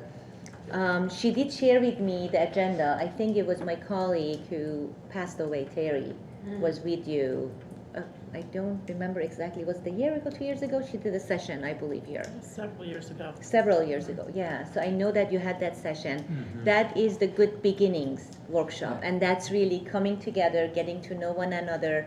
I think since then, you have been together for some time, and there is that sense of comfort with all of you, and you connected on a personal level, which is really important. But Joe, that's a very good point, and that's really important for every team to spend the time to connect on a personal level. I think Because that's then the you know most each other. important thing. You Absolutely. see other board members and board districts that are so different. I mean, they're always bickering about something. They have to know each other, because if they don't, then you can have, you form attitudes, I don't like that guy, I don't like her. True. Like this, you respect everything. You would be happy to know in the findings, my dissertation findings, and I actually worked with superintendents. That was my population and my target population that I worked with. So one thing that came up as the most important, how they can be exemplary leaders and lead with the heart, was the number one was connect on a personal level. Yes. So for the superintendents who shared with me, they spend the time going around, talking to everyone, site to site, on a weekly basis, and really connect. Board members, same thing, right? Getting to know who you work with, who you're working with, who you're working for, and really connecting on a personal level. So thank you for mentioning that. All right, so here's what we're going to do. I do need someone who can chart really neatly, who has really good, oh, thank you, wow, thank you. Dr. Washer, thank you so much. So here's what we're going to do. We are going She's to, seen the rest of us chart, that's why. she's like, I'll do it. Don't touch Thank those you. pencils. Yeah, Aw. big deal, huh? And you have the markers? I think markers are, There's markers oh, there. right here. Thank You you. want it here or up there? Up to, or wherever. Do you want to do it here? It's up to Because you. we can bring this here. I thought sometimes it's easier to write on a harder surface. You can- I don't know how. This is gonna be easier. Okay, so we'll all turn that way too, so we can see Dr. Washer. What we're going to do is, we are going to go section by section. You're going to have a conversation about that section. You're also going to talk about what you need to do moving forward. That's what I'm interested in. So the results are really good to look at, but from here on, how are we going to move forward for all of you as a team? Okay, because this is your team performance. It's not individual performances. But how will you go on? So let's start with the first section. And who did I start with last? Did I start with Ron or Joe? Okay, so we start with Ron. Ron, let's go ahead and let's look at, and then we'll go around, you all have the opportunity to look at board unity. So let's look at board unity. Anything that you'd like to talk about there? I know that we had one item, number 2, actually 1 and 2. Were areas that were pointed out by some of the colleagues. So how do you feel about board unity as a whole? I think Joe's point is very well taken, that we all win votes and we all lose a vote. And a lot of times other organizations or boards or whoever, councils or whatever, could say, I dislike that jerk because they voted this way. Yeah. Well, I can understand somebody voting differently or feeling differently than I do. I think that's fine. So that part of the unity is, I don't have a problem with at all. We did talk about, achievement for all students, committed to a common vision, district priorities. Unfortunately, there are so many things that come up in a school district that it seems like we're always chasing something. especially these last couple of years, which have been ridiculous. I think we do work together well. We do have that respect, even though we may disagree or agree. The thing that gets me is we do, I think, get off track of our vision or goals of what we want. And that goes to Mr.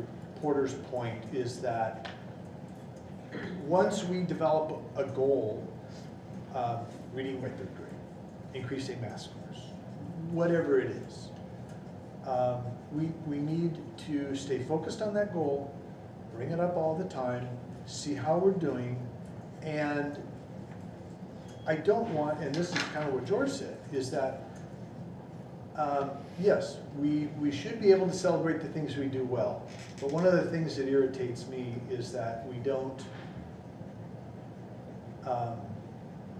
easily identify the needs that we have, or that we did not meet a goal, or that we're falling short of a vision or something.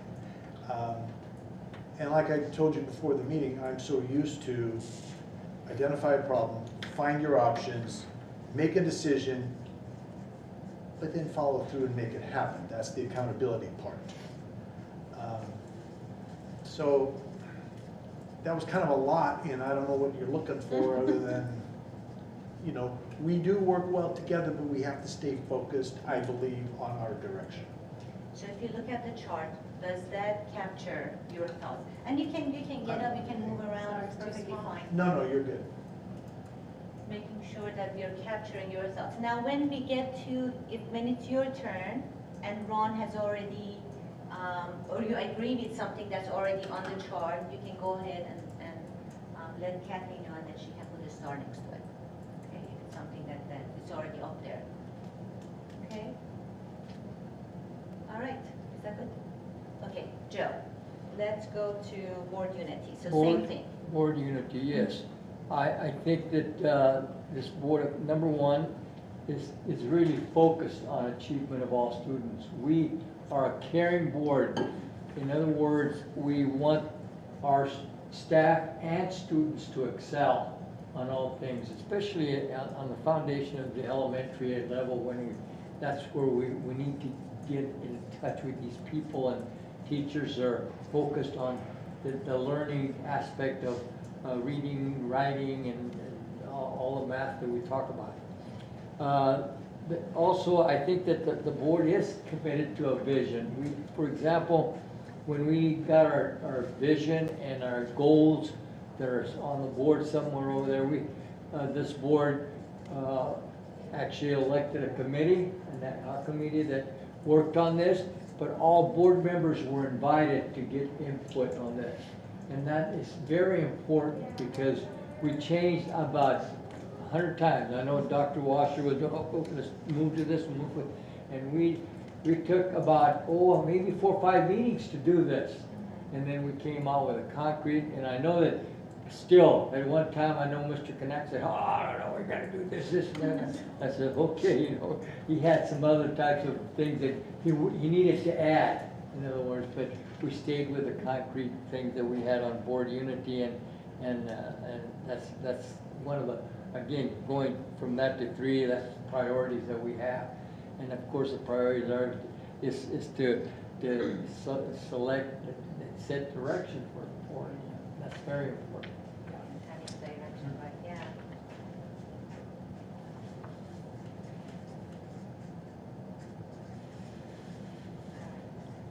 When I look at board unity, the thing that hits me more than anything else is number one, the board is focused on achievement for all students. I think the primary reason that we are all on the board, is because of students. We were, I've taught in this district for I think it's 37 years. I mean, I know success in education makes for a better society, makes for a better, makes it better for everybody. And so one of the reasons I'm here, and I think everybody else is here, is to make students better to have them achieve. And so I think number one is probably the biggest priority for us, and I think everybody on the board will agree that's pretty doggone important. Thank you.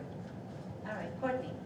I think at number 6, we're very strong on. I do believe that the board members are respectful of how decisions are made, and then we'll, after it's done, support that decision, whether they agree or not. So that's one thing I agree with. Where I do not agree, if you look at a micro on this, I don't think that we're focused on student achievement.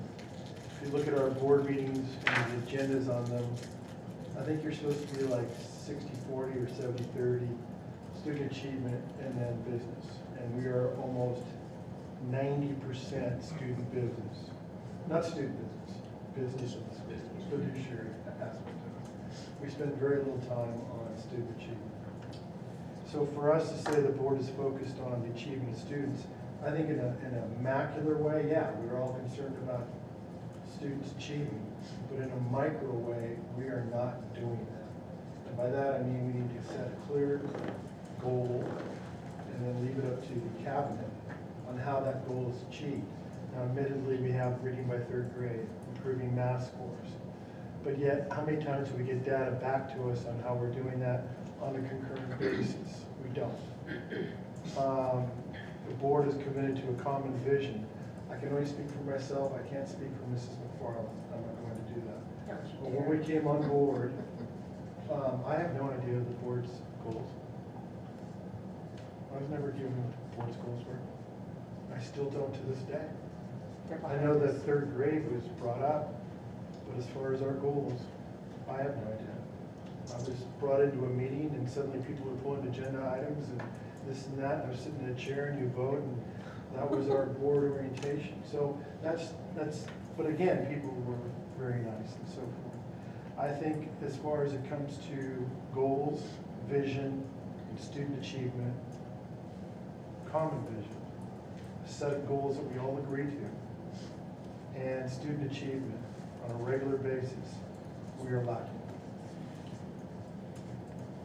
And I don't know if that goes to board unity. I just think it's something that we're missing in terms of the micro vision. Macro, everybody wants kids to succeed. Get into the weeds. We're not doing that. Well, and so let's talk about that for a moment. Remember we talked about the role of the board, governance team, including the superintendent. And because the superintendent, it's a bridge between the board and the staff, right?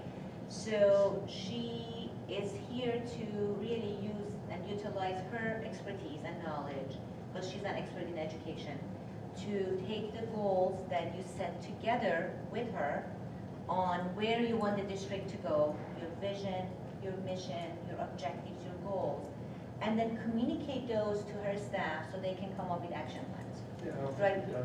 And so I'm that's, sorry, Erica. no, that's I okay. just failed on one of those things of listening and pausing. I have a bad habit of It's interrupting. okay, that's okay. This is a very informal session. I want you to be comfortable sharing your thoughts. So that's kind of the effective, healthy, functioning way that the district can function, right? If you, as the board, start getting into the action plans and the house, and you're all experts in your areas, and you're all leaders in your communities, and I think that's where we have some challenges with some boards, is because you have so much experience. If you add up all of your experiences of teaching, of leading, I mean, it's incredible. However, you are part of the governance team because of the value you bring, not skills. Then you hire a superintendent who is skilled in what she does, and she's an expert in education, who then hires staff who are also really good at what they do, right? And then she's kind of taking what you say you need done with her input to the staff, and that's how you come up with the action plans.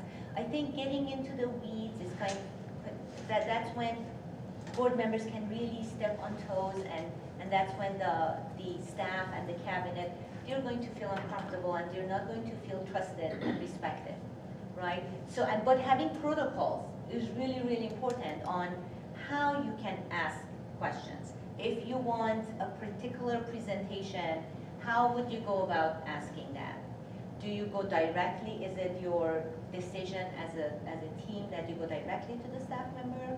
Do you ask your superintendent the question? So having those protocols, really, really critical. So then you're also all operating from the same set of norms.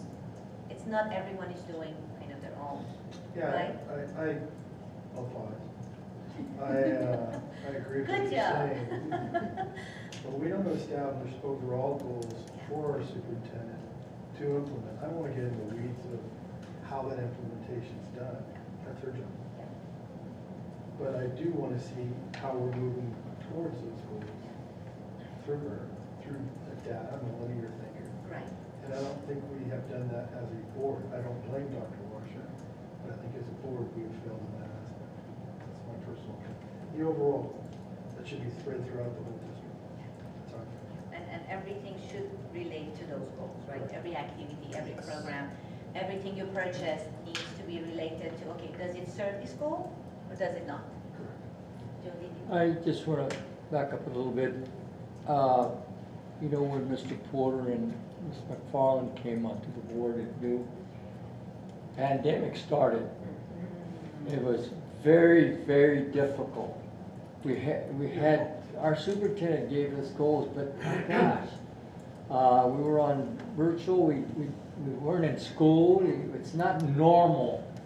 So those things haven't developed since. But before that, we had several goals, and then the superintendent would come with some goals of herself, and then we pursued those. But since the pandemic, we have done very little about goals because it's been very difficult. Survival. And thank you for mentioning that, because as you all experienced, when the pandemic began, superintendents were busy trying to just get everything they needed to do to keep instruction moving forward. What do the teachers need to do? What do the students need to have as far as access, computers, all that? So priorities shift depending on what's going on in the world and in your communities, right? Conversations at the dais can change based on the external factors. That was a major external factor. We're still dealing with it. Yeah, but, and not to take anything away from Mr. Nava, we had the pandemic, then we need to shift and deal with the goals for dealing with the pandemic. The overall goal, how to assist our superintendent. We were flying an airplane and building at the same time. So we should have sat down as a group and said, okay, we have to readjust and help the district look for what we need to do. I don't know if I think we could have done that, but we chose just to put Band-Aids on things as we were going on. Personally, that's my personal opinion. Student achievement still could have been a part of what we needed to do. Not just say because of COVID, we don't care the kids are not learning. That's my personal opinion. Thank you for sharing that. Susan? To piggyback on what all my board members have said, I echo Mr. Porter in the fact that when we came on the board, we barely got up to speed. Pandemic hit. Joe, thank you for leading us during that time. You were the first one on Zoom, and I kept thinking, wow, he's doing a hell of a job, because you put yourself in that, see yourself in someone else's position. When I look at board unity, I think our biggest problem, one of our biggest problems, is we're all movers and shakers. We're overachievers. Each one of us, no matter how you present, Mr. Calm, Cool, and Collected over there, it's a type A underneath that cool exterior. We don't like to lose. We don't like to give an inch. We want to find the problem, identify the problem, move it quickly, and let's take a look at it, and where do we go next? None of us have that ability to do that. This is a huge departure for all of us. So as I sit at home going, why are we not? Or in a board meeting, why are we not moving quicker? Why aren't our scores what they should be? Why aren't we doing things differently? That's not my role. And so that's really hard to switch gears. We have a lot of coaches, a lot of structured people on it, including myself. it's difficult for us. And so to get the result we want, it's never gonna come in the box we want. It's never gonna be quick enough. We're very critical of ourselves and of everything around us. And that's how each of us personally achieve it. That is the common thread, I think, that I see in all my board members as a positive. It might present to some as a negative, but we're all very different. We are all very similar as I've gotten to know each and every one of them. And I think that is part of our unity. I do think that we all, at least for myself, I can't speak for my other board members, the struggle is, I know how to fix a problem. I know how to dissect it. If I'm in charge, I'm not in charge. I'm one of 7. We have a superintendent that's in charge, so how do I convey my wants and needs? And how do we get 7 people to agree to give our superintendent clear instruction and then the follow through? And I think because we're used to solving it, self-reflection, and then moving on. And I don't think we've mastered that yet, and I think that's probably the struggle of most boards is we shouldn't master it. That's the being comfortable, and I can tell you, Mr. Porter, probably, you would agree with me in that that's our struggle. It's not the way we want it. It's not the way it should be. And I think we sometimes appear to be lost in the weeds, when in fact, maybe we're supposed to be in the weeds, mulling through it before we get the correct balance. And I think as a board, our unity needs to be a little more focused at times with follow through. And we can't ask somebody to give us follow through if we haven't given clear direction with checkpoints and above. So I kind of put that back on us. Well, we can ask the superintendent, but if 7 different people are asking 7 different things, we're not unified. Absolutely, you don't get anywhere. And I think sometimes that's what we're experiencing. We're struggling. If she's spending the time responding to 7 different board members, what time will she have to really focus on leading the district, right? If all she's doing is responding to 7 different requests for information and responding to them individually, then there's really not much time for her to focus on what she was hired to do. And I would like to add that I think she has put together an amazing cabinet.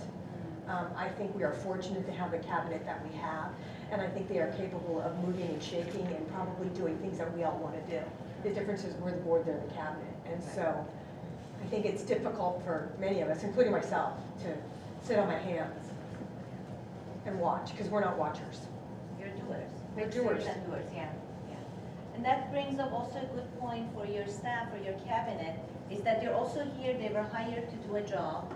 They were hired because they're skilled, and they need to have that trust to be able to do what they do, right? So knowing when you're asking questions, when you need more information, again, going back to your protocol, if you have one or you need to create one, on how you're going to communicate, and ultimately get the information you need so you can make good, solid decisions you're happy with, right? So, and that's something else that's probably for another session, is to talk about protocols, the ones that exist, and then they need to be revisited. Do they need to be revised? And again, with all the changes in the world, there are definitely changes that need to be made to meeting guidelines, to protocols, all that as you move forward. But being really mindful of your staff and your cabinet, of their time, their expertise. I would say COVID also tested all of our patience. Oh, sure. And not just from a baseline, but being movers and shakers, we want it done. And this being Mr. Porter and myself's fourth, this is our first term. It's pretty hard to sit on your hands. Yeah. Because we came in with things we wanted to see, and we haven't been able, I feel like we were robbed of a term. Because we had bigger things at hand. And so that's tough to really evaluate yourself. And did I do the best that I could? Yes, I believe both of us did, and the board did, based on what we were put in front of us. But we really were robbed of a term, in essence. Thank you. All right, George. Hey, well, I had put down board unity as what I thought is one of the strong points, and I want to elaborate on that just a little bit. I wish that you all could go to a CSBA delegate assembly with me one day. You talk about 7 strong personalities here, you get 300 plus in a room in one meeting, and every one of them is a strong, I mean, they're all elected officials. And I talk to a lot of them, and I find out problems that they've got in their board. And that's why I say, our board has a basic unity, okay? And it goes up what Ron said up there in the beginning, respect regardless of perspective. And that's what this board has. Now, when you've got that, you've got a great launching pad. Because yes, we can disagree and we can work with each other, and then when the board makes a decision, then everybody supports that decision. And that's a strong point on this board. Now, it's not to say that we don't disagree again, you know, but whatever the decision's made, then we go there. As far as all the other things go, what Courtney said on student achievement, I couldn't agree with more. But I didn't look at that as part of this. I think that there's another place for that, and I do think we need to review our goals and mission statement. I think it needs to be done on an annual basis anyway, at a special meeting. But I do believe that this board can make it happen. I think that everybody here shares that goal. When we say, is everybody concerned about student achievement? Yes, they are. Maybe in their own way, you know, but everyone is concerned about it. And that's what we seem to remember about things, is that just because somebody disagrees with you, their heart's in the right place. It's just a difference of opinion of how to get to the place that we want to be. Perfect. All right. So what we're going to, actually, I wanted to ask you, Dr. Washer, under board unity, what are your thoughts as you listen to strengths as well as areas for growth? Is there anything you'd like to talk with your board about? I completely agree that our board members, each individually, are very respectful of each other and their viewpoints, and they listen. Even if they don't agree, they're very respectful of each other. They work well together. Been a superintendent for a long time. Been with a lot of different configurations of boards, seen a lot of boards. We have a really, really good board. You know, each individually are just good people. They care about kids. They care about this district. And it's hard, I think I agree the most with the point of it's hard to be one of 7. And that's probably the hardest part for a board member. And then second would be letting go and letting staff do the work. If we can get, you know, those 2 stronger, but I think that, you know, this is a really good board, and they do work very well together. They've handled some tough issues in a very professional and respectful manner. Thank you for adding that.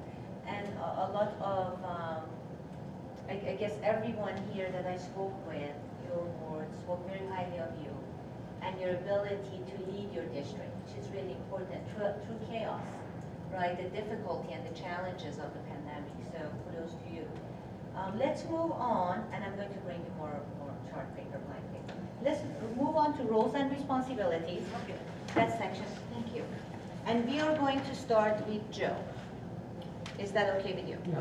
All right. Where are we starting out? This is- Second, so the second, Oh, we are going second. down, Okay. going through the whole There you go. evaluation. So roles and responsibilities, and this is where typically we see some challenges. It's the lack of understanding roles and responsibilities. So what would you like to talk about? Okay, I want to talk about number 10. The board gives direction to superintendent only at board meetings. Okay.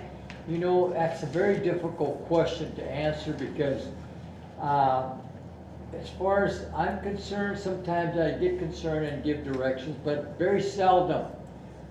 But I do call her on some of the ideas that I have that should be discussed and talked about, as opposed that if they don't think that I'm having a meeting with the superintendent.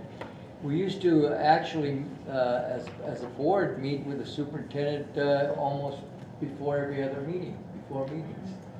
Some did, some didn't, but I had the privilege of doing that because it was important that I discuss what my thoughts were and what my philosophy was in that respect. So that's one of the things that nobody would know whether we discuss this in private or not. You know, individual board meetings do not attempt to direct the superintendent. you know, it's difficult. Sometimes, there's strong direct, vocal thing, you know, oh, we need to get the superintendent to do this and that and the other, you know. And I've been on this board for, this is my, oh, wow, I can't remember, 14th year.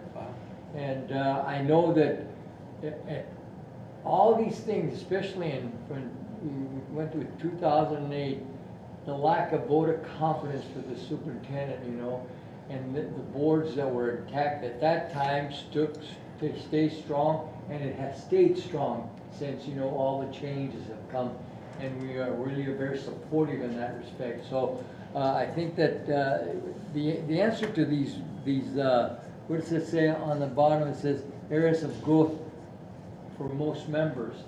Well, there are areas of growth, but from my personal feeling is that I do communicate with the superintendent in regards to the district affairs. Anything that I hear that needs to be done, I just give you an example. 2 years ago, our math departments in the high schools had problems. They were putting youngsters in there that didn't belong, and they didn't have a prerequisite and all that. First person I talked to, I says, Dr. Washer, we need to take care of this business here. So in essence, he came there, met the three department, or the 4 department chairs and math teachers, and resolved the problem. I had even some department head people say, thanks for, you know, doing that with the superintendent. Well, I have nothing to do with that. I said, this is the superintendent's job to do that. So those are the things that we think about, the responsibility. So you are, as the board members, you are the ears and eyes of your superintendent in the community and on school site. So anything that you hear, any challenges that come up, it's then conveyed to your superintendent so that she knows what's going on, what are the questions, and that needs to be one of the protocols, so that everybody's following that.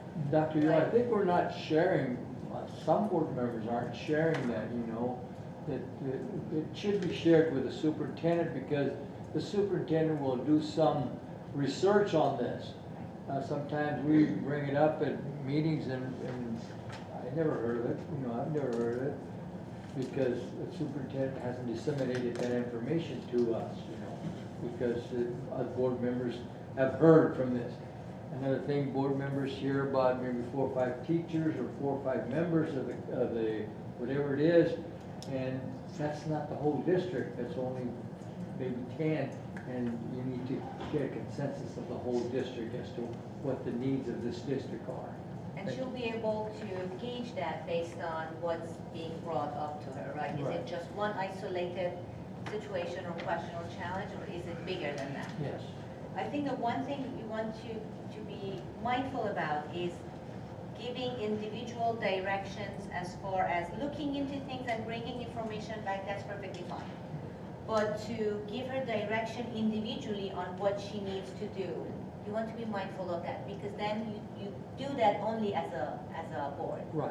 Right? Okay. All right. Thank you. All right, Gary. Yeah, Roles well, and responsibilities. it looks like as a group, we're pretty, we're looking pretty good on the first 3 items, responsibilities and keeping things confidential. So I think that those are good. Excuse me. Number 10, the board gives direction to the superintendent. I'm not sure if that question was really interpreted correctly. Every one of us has probably emailed, texted, or called Kathy about a question or another, but I don't think that's necessarily giving her direction, and I don't know if that's how that's just being interpreted. I'm not sure that any of us would be strong enough to give Kathy, you do this, you know, because she knows her business, and if we did something that was out of line, I think she would call us on it. I would hope. So, yeah, something, I'm not sure that's a really good question either. Individual board members do not attempt to direct. I can't speak for other individual board members, but I don't, to my knowledge, I don't see that happening. So, yeah, anyway, some of this, And I told you one of the questions I mismarked it. I put that on the wrong side, so that might have something to do with it. Thank you. When I All put it right, forward, I put it at 0, and I said, well, yeah. Courtney. Yeah, I mean, 7, 8, 9, we've gone through pretty good already, to patch that out. Number 10, I thought was a poor question. I don't know who put this together, I just think it's a poor question. I'll bring that back, no feedback. I agree, I think it's Yeah. misinterpreted. I mean, Okay. the idea that we give her direction, that would come through our objectives. So that would be Yeah. our goals. But to give direction means you're telling her about this and this one. I don't think we do that. So I think the question is just, I don't know why we got a red area of growth, because I consider that as positive, and we're not. The fact that we got a red should be green to me. Yeah, I read it opposite too. I did too. Yeah. So, Okay. and then the other one, individual board members do not attempt to direct the superintendent. The only time I see anything is maybe at a board meeting, we might, I don't think I have, but some of the board members have asked for information. And then could you get back to me? Only time I contact Dr. Washer is through email. And I'll CC Mrs. President. Barrow. And that's it. I don't come into the office, I don't phone call. That's just my belief, she's busy, she has work to do, so. And if we have anything to bring up, we bring it up during her evaluation session. That's my, but number 10, I think should be green for us. I think those two, that's a very good point. I think that how you answered it was probably like, that you don't give directions, right? Right, Right. And so that should be, actually both of those should be green then. right. Okay, all right. And I'll bring that feedback back to, I didn't design the tool, but I'll bring it back to the team. No, I didn't think you Because did. that's a really good, good point on how, depending on how you read it, and then you get to it. Thank you. All right, Susan. Well, I think we probably beat a horse to death, 7, 8, 9. But I will say a week doesn't happen that if I haven't talked to Dr. Washer at least twice with my concerns or what I'm working with an agenda, then something's wrong. If I haven't interrupted her day at least a couple of times, and she's smiling. Nice going. It's my job.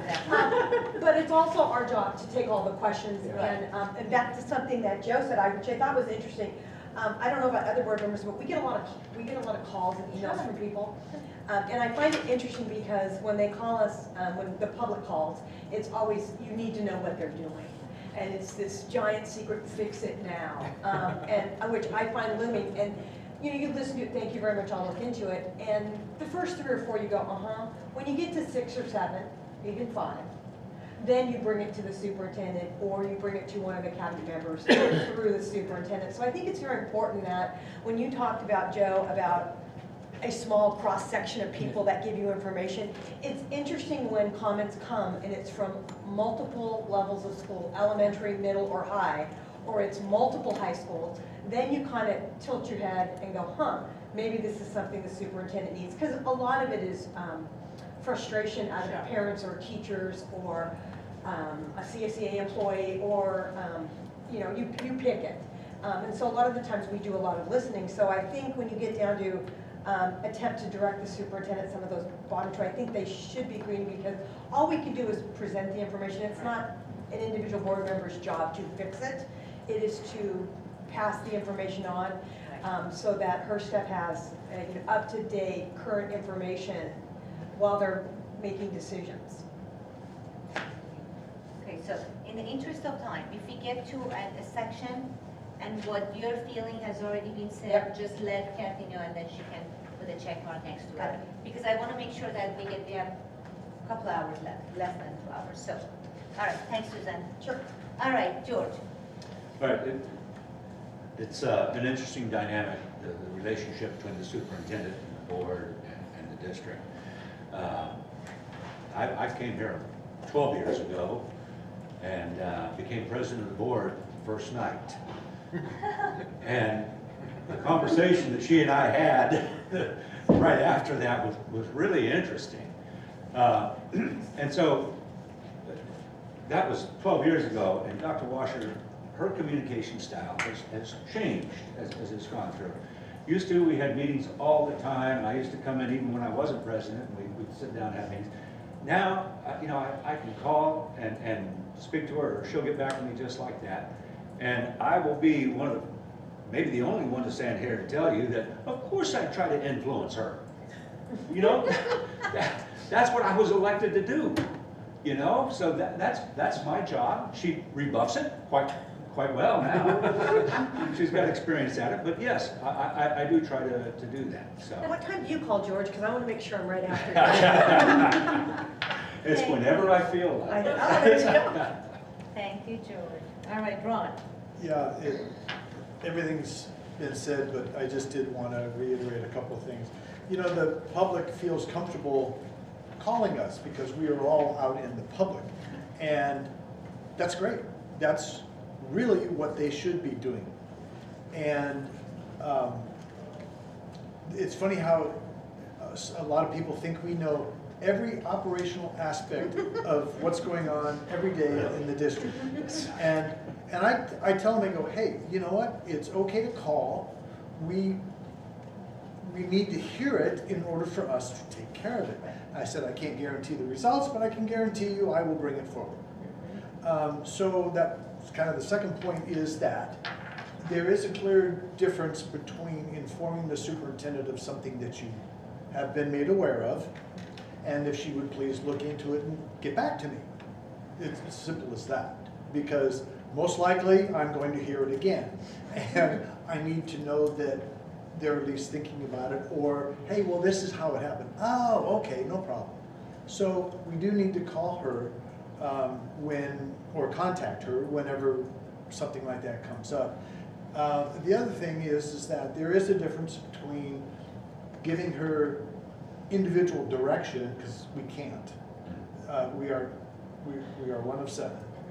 However, she does, a lot of times things will come up, or through a communication, that we should let her know, because she's asking for our input.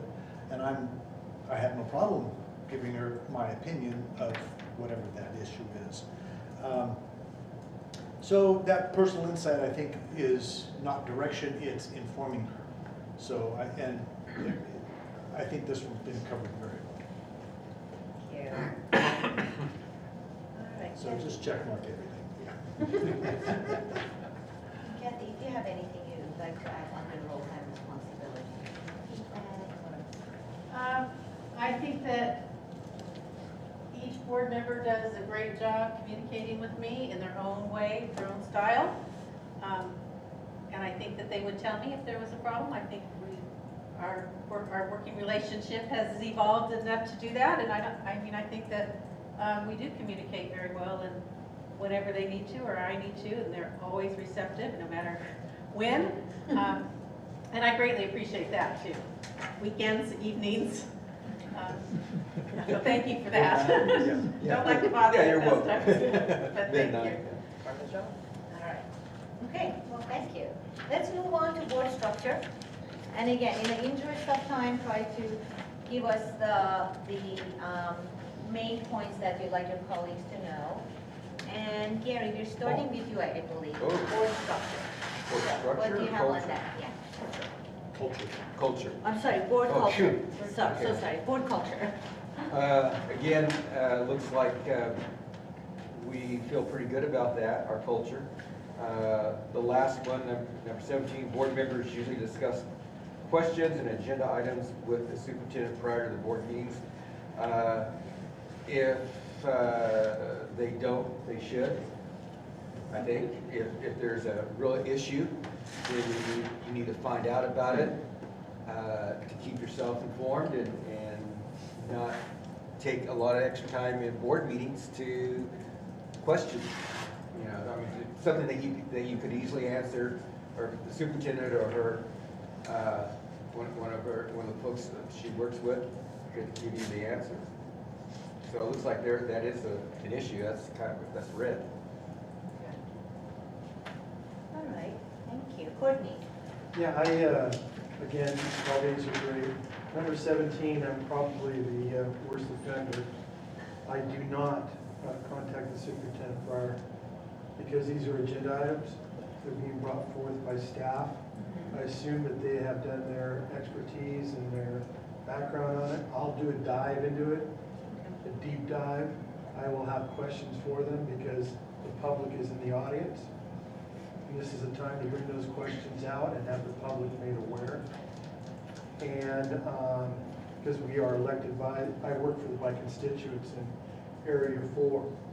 So when it comes to an agenda item, then my goal is to ask those questions, and hopefully the members of the cabinet can answer them based on their agenda that they're putting forth. Now, if they can't, I'll ask why, or why not, or you need to get more information. So I'm probably the worst offender on that. I don't contact the superintendent beforehand on agenda items, because I'm feeling they're prepared, they're ready, and then the public needs to hear from me, because I was elected, my questions, to see if it opens up any avenues for new information, new dialogue, new avenues based on that item. So I have pretty strong feelings about that. I work for the people in my area. They don't work for me. My job is to bring out things that maybe the cabinet can enunciate on, if that's the correct word. And if they can't, the community needs to see that as well. So one thing that I like to invite you to think about and reflect on is staff members have information on particular agenda items, right? Right. They may not necessarily beforehand think of all the questions that could come up.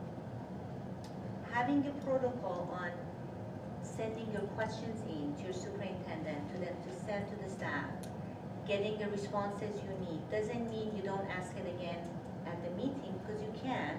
And you're right, you need to show the people who elected you that you are not just voting, right? You have asked your questions, you have the information you need to be able to make a good solid decision. However, it creates that sense of team and that sense of we are here, we also care about you as our staff. These are the questions that we are going to ask, right? And then gaining that information ahead of time too, as you think about and sleep on how you're going to vote on that particular item.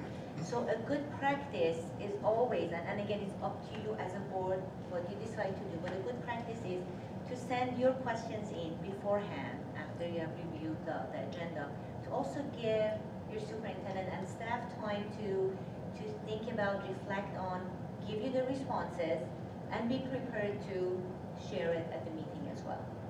So again, that's a good practice. Think about it.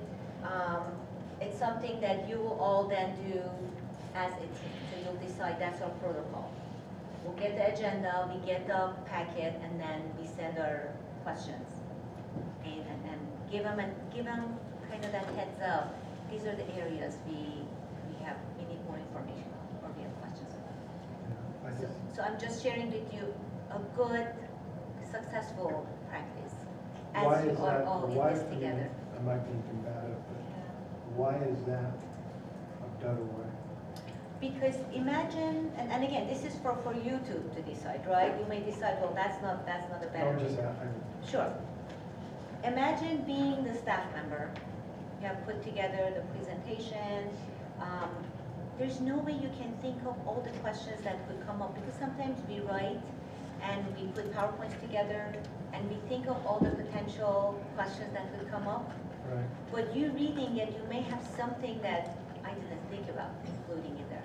So you're showing your staff that extra level of care and concern, saying, this wasn't clear to me. Here's what I need information on. Because what happens is, in the heat of the moment, and you're sharing their presentation and everyone means well, you're asking the question, that may just derail that line of, I guess, thinking for that specific staff member. Right. So just think about that. Again, it's about these tiny little details that can create a difference between a cohesive team overall and one that may feel like you're being questioned or they may not quite be prepared. And people do it's intimidating working with boards. You have to understand that, right? And none of you mean to be intimidating. I never saw myself intimidating as a board member, right? But as soon as I would walk into any space, any campus, everybody was on guard because you are the board member. Correct.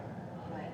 So being mindful of that too, because I as a staff member, I may be really good at and skilled at what I do, but in the moment, you have people in the audience, you're being asked a question, you may not think clearly. Well, I look upon it as when I was a teacher, and they would come in and evaluate me. They never sent me questions beforehand. They would evaluate me on the go, and then afterwards I was asked questions about what I did and how they thought things were good or bad. So I was evaluated that way.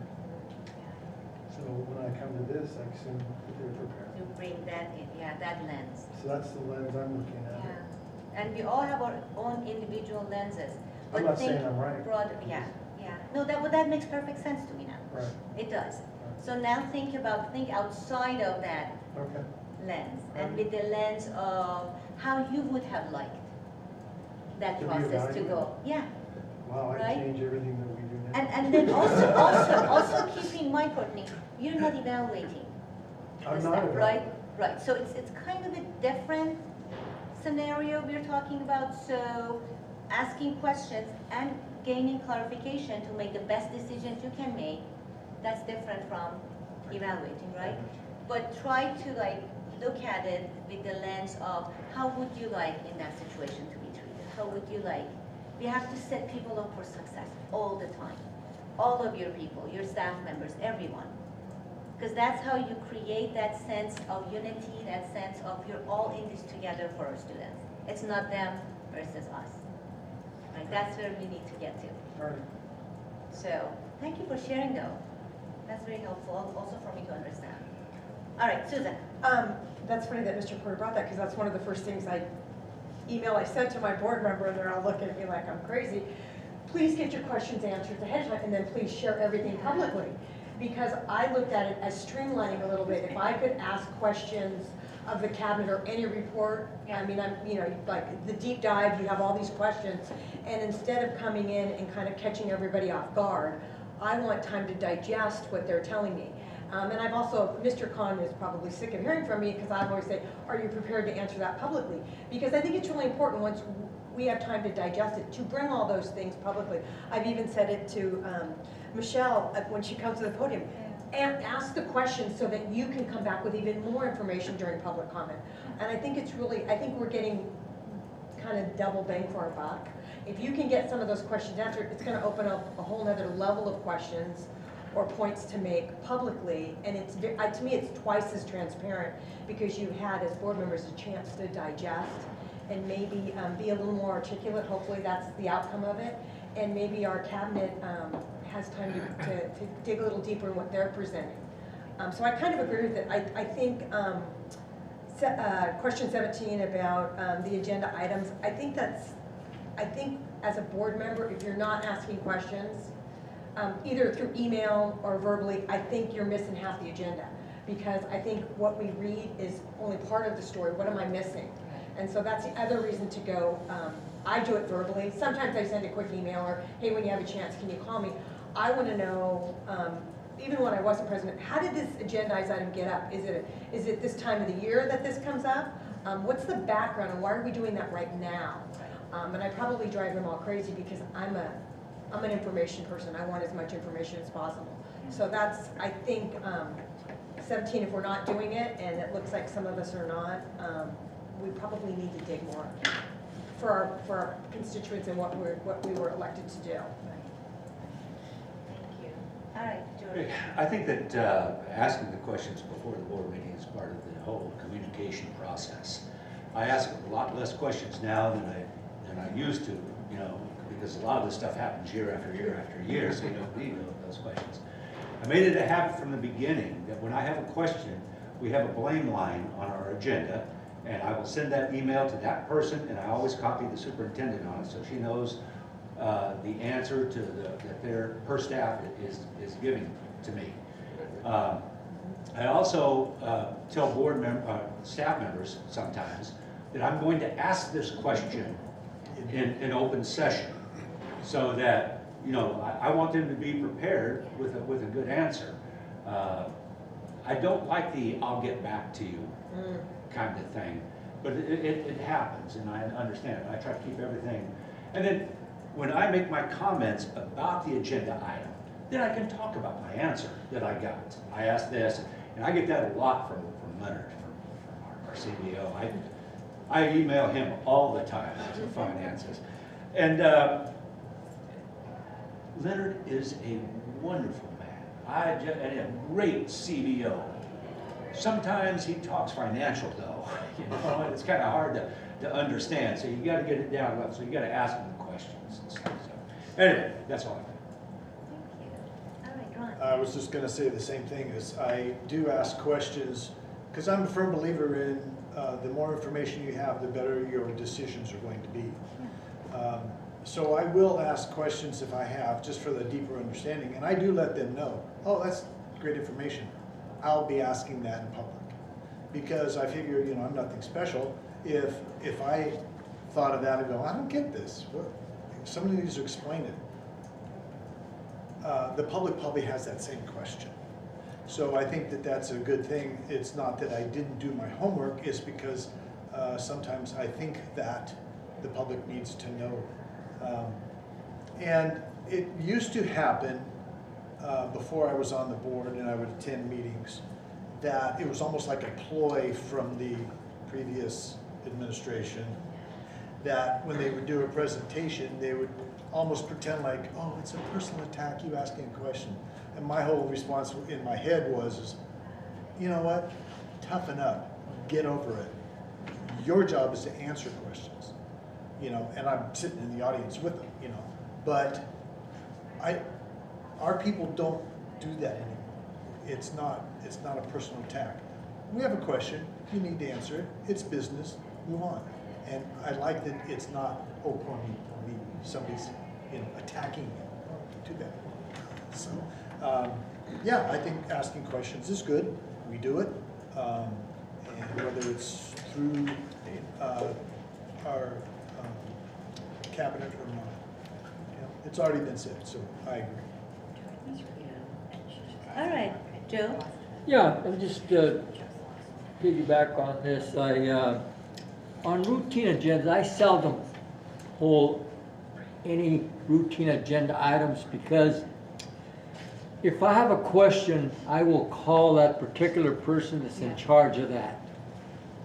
And if that person doesn't give me a complete answer, then we can discuss it further by a phone call. I don't do the emails. Okay.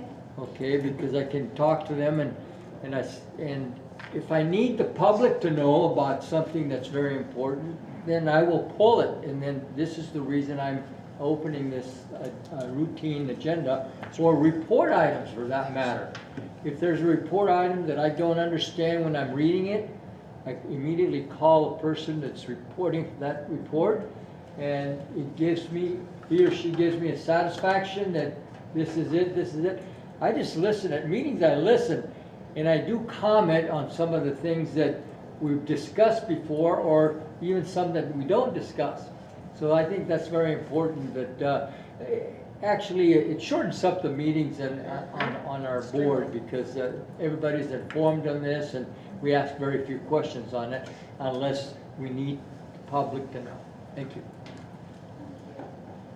So that's a really good point as far as asking questions, how you ask your questions, having a protocol, so you're all following that. And I want to make sure we hear from Dr. Washer as well on how is the process now, and how can it be more effective as far as a process for getting the questions answered. And is it better to go directly to the staff member beforehand, talk to you, send questions to you? What is the protocol? Because then all of you need to follow that same protocol as well to create less work for Dr. Washer and her team. And Ron, I want to make sure I give you an opportunity. You came in, we're on board culture. Yes. So if there's anything you'd like to add, of course, I want to make sure that we capture your thoughts and reflections. Personally, I join all my colleagues in their very valuable and important comments.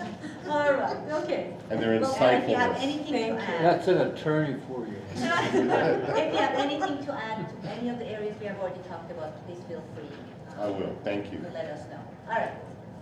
We do not have a set procedure. I think that, we're fine with however the board individually wants to ask their questions, whether it's to me and then I get the information for cabinet, or if it's easier for the board member to go straight to the cabinet member and let me know, that's fine too. Whatever's easiest for the board member, that's what we want. We absolutely want questions. We are not afraid of questions or giving more information. That's our job, to make sure that board has the information they need. My opinion is that the more information we can give board ahead of time, the better it is for the board member to be able to make the decision at that time.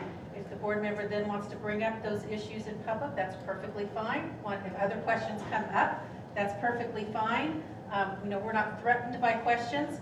We do greatly appreciate having a heads up and knowing ahead of time what the issues are, so that we can be prepared and give the board member what they need, rather than say, I'm sorry, I didn't know that was going to be asked, I don't have that off the top of my head. That's not what we want, because that's not helpful to the board to make the decision. We need to make sure you have what you need, and if that's something you need, we want to be prepared to give it to you. Thanks for sharing that. What is the preference, or what is, if you know, or if your staff, your cabinet have expressed their thoughts and reflections, concerns about the process, is there anything that you'd like to They would share? appreciate knowing what the concerns or questions are ahead of time, so that they can be prepared to give the board the information they need to make the decision.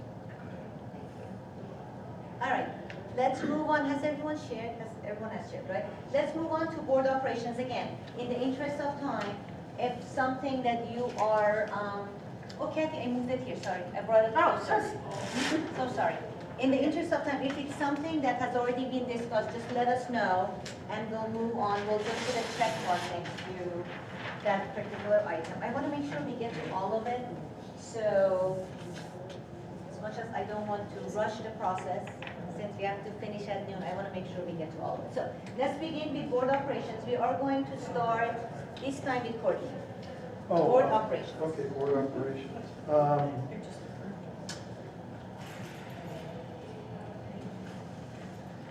My perspective is a little jaded, because of being a teacher for 38 years. I do believe that we get information timely. I worry that sometimes it's homogenized for us, and that we don't know all the underlying information or things that are out there. We get the lemonade, but we don't get the whole process how it was done. So I concern myself with that. And that just comes from, I don't know, maybe teaching for 38 years and you turn in a work order or a purchase order, and you get back 3 months later, it never got done, or you never turned it in, but you have the copy and things like that. So that just me with my own insecurities. The 23, the board members follow agreements on how to bring about new ideas. I think we do that very well. Number 24, I could not figure that one out for the life of me. Board members follow agreements on how concerns from the community will be handled. Now, I have no idea what that question means. So that has to do with, again, a protocol that you would have on how you're going to bring up information, questions, concerns, challenges, complaints that your community would have. What is your agreement? What's your protocol on how you bring it up to the board? To the board? To the board, yeah. Okay, then that goes back to what you talked about earlier, where that would go to the superintendent. So that's what that question means. Do you have a protocol on how you'll bring all this information? So let's say if you're asked a question or Well, a I'm tied concern. into a lot of teachers still. They and probably give me a go lot to of you with, things, yeah, right. yeah. But I would send all that to Dr. Washer. Okay. I wouldn't do a gotcha. So I was just, like, I know a lot of people in the community and so forth, Sure. as I'm out and about, and I coach and all that stuff. But anything like that would go through her, so that was a strange question to me. So that's probably another one that, right, probably needs to be looked at. Yeah, because we're talking about agreements on concerns, so something was agreed to, and then how do we handle that? Right, I think it Who has to agreed do to it? more with the handling Just of no it. agreement. That's what I'm saying. The handling, then we go to Dr. Walsh. That's what it says, that's what it is meant to say, It's how intent. it's handled, right, It's the intent. intent is there. So I have nothing to report to the report. So I'm kind of in the same boat with you. Those two that we didn't score well on, my concern or my confusion on this was, for instance, I'll use our agenda. For instance, whenever we post an agenda, we get a lot of backlash. Well, you did it to do somebody dirty. You did it at 5 o'clock. You did this. There was an intent behind it. When in fact, there's a whole nother, things have to go through the superintendent. We're preparing. It's not a gotcha moment. There's things that happen on our end that we have to do, but yet there's a perspective. Does that fall into this? Am I off base on that? Because how do we constantly come back and go, hey, by the way, we got a lot of emails, somebody was really upset that we didn't. And I understand the concern, like, hey, the appearance is this, but when in fact most of, some of the gotcha things, I don't always think there's ill will intended on those.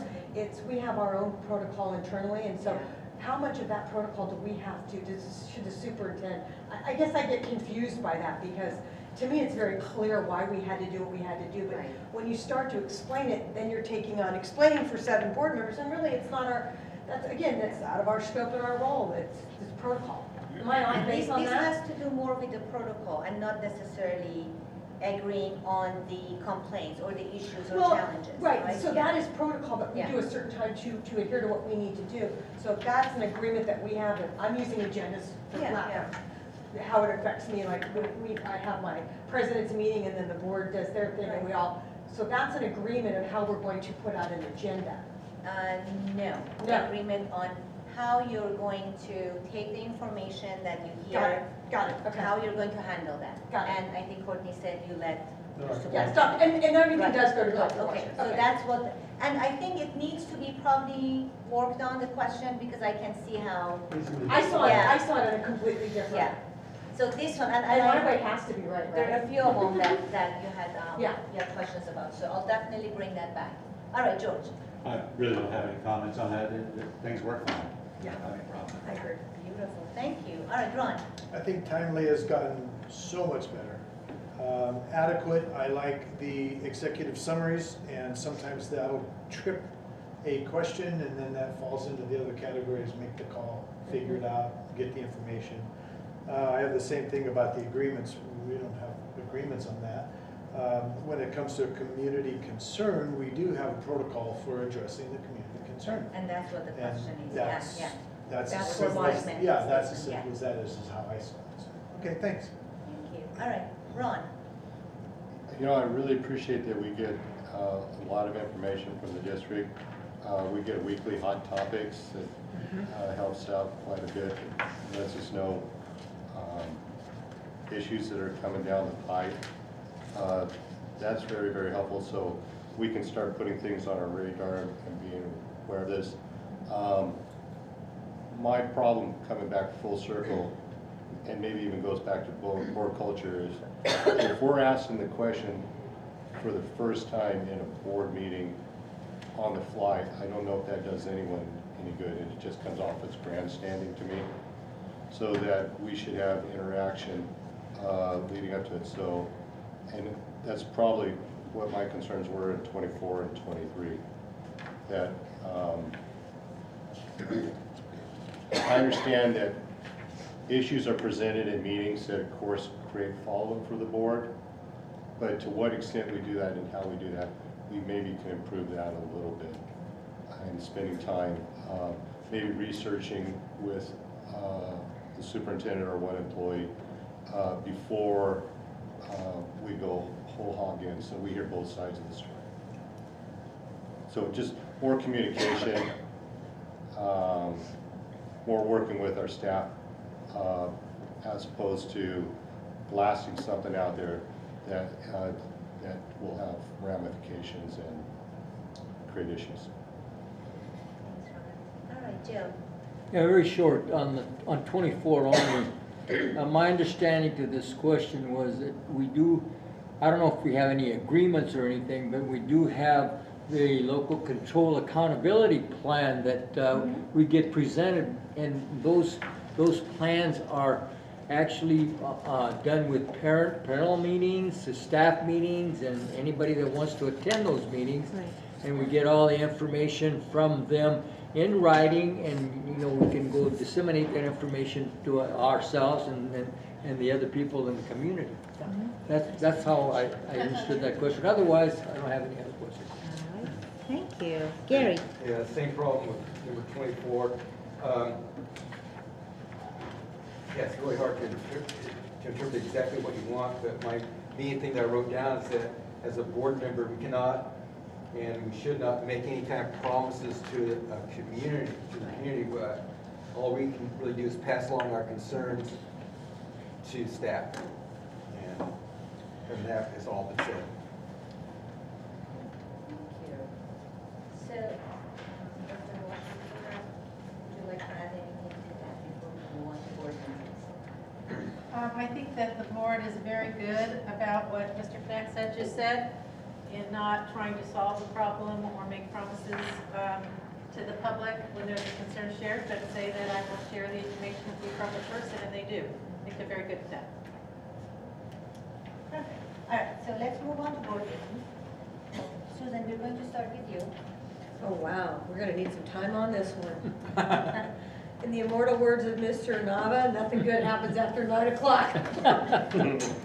I have a lot of opinions. I think sometimes we get waylaid. I think we do a good job of, the board does a good job of streamlining it, and I think sometimes I believe that because we're so streamlined, it looks like we're tagging and moving, when we've gotten a lot of our information and a lot of it is straightforward. Could we do a better job of maybe communicating the work that we do behind closed doors? Each of us individually, not collectively.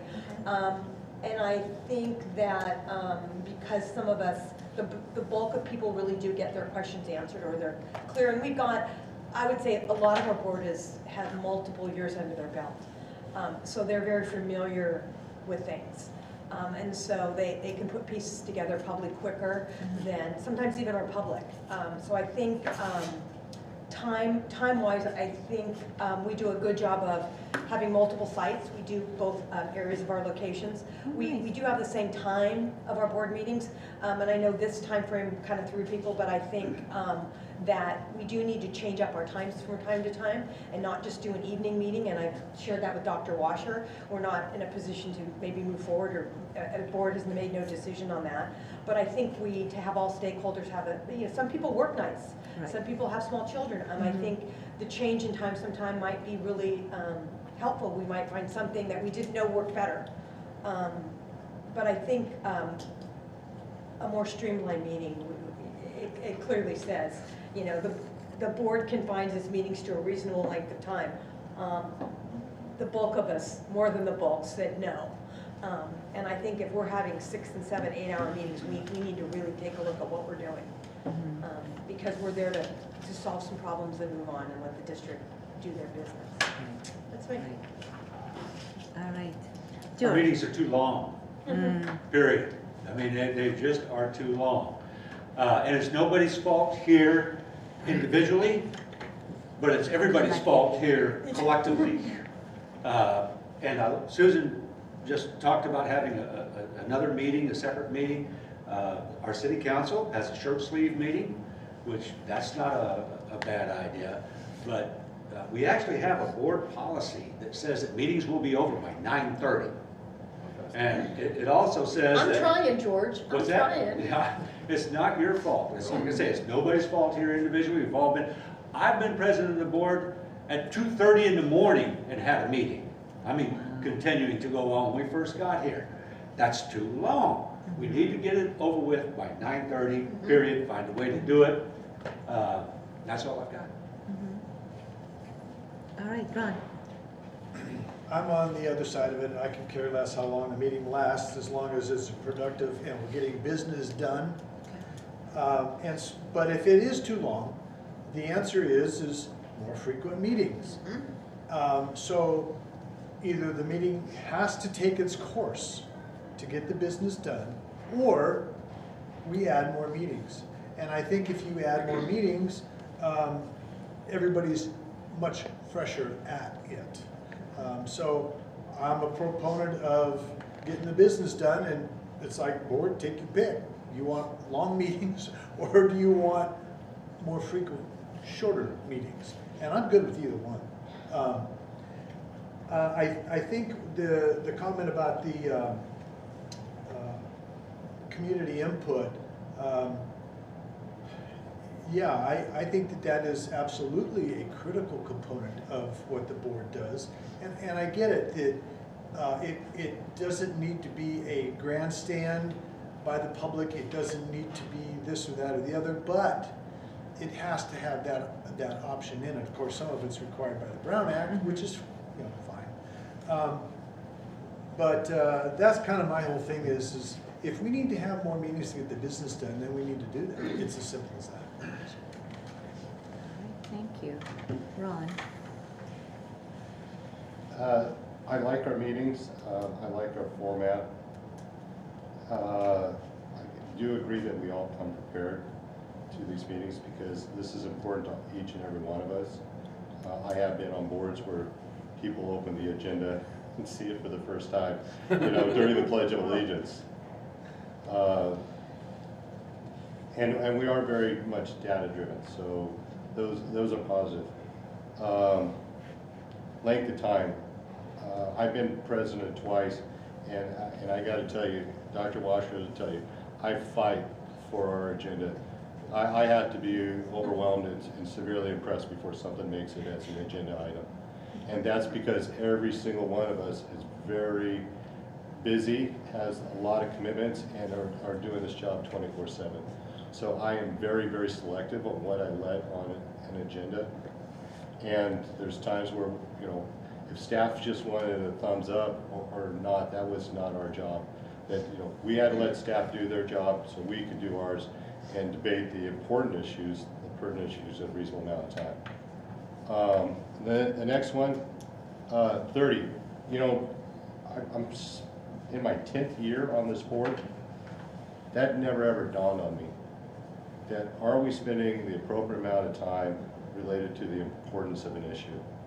And so many times we've been hijacked on an issue just because someone has some knowledge, some agenda, and away we go through the forest, and this may be the smallest 2-minute decision that our district makes.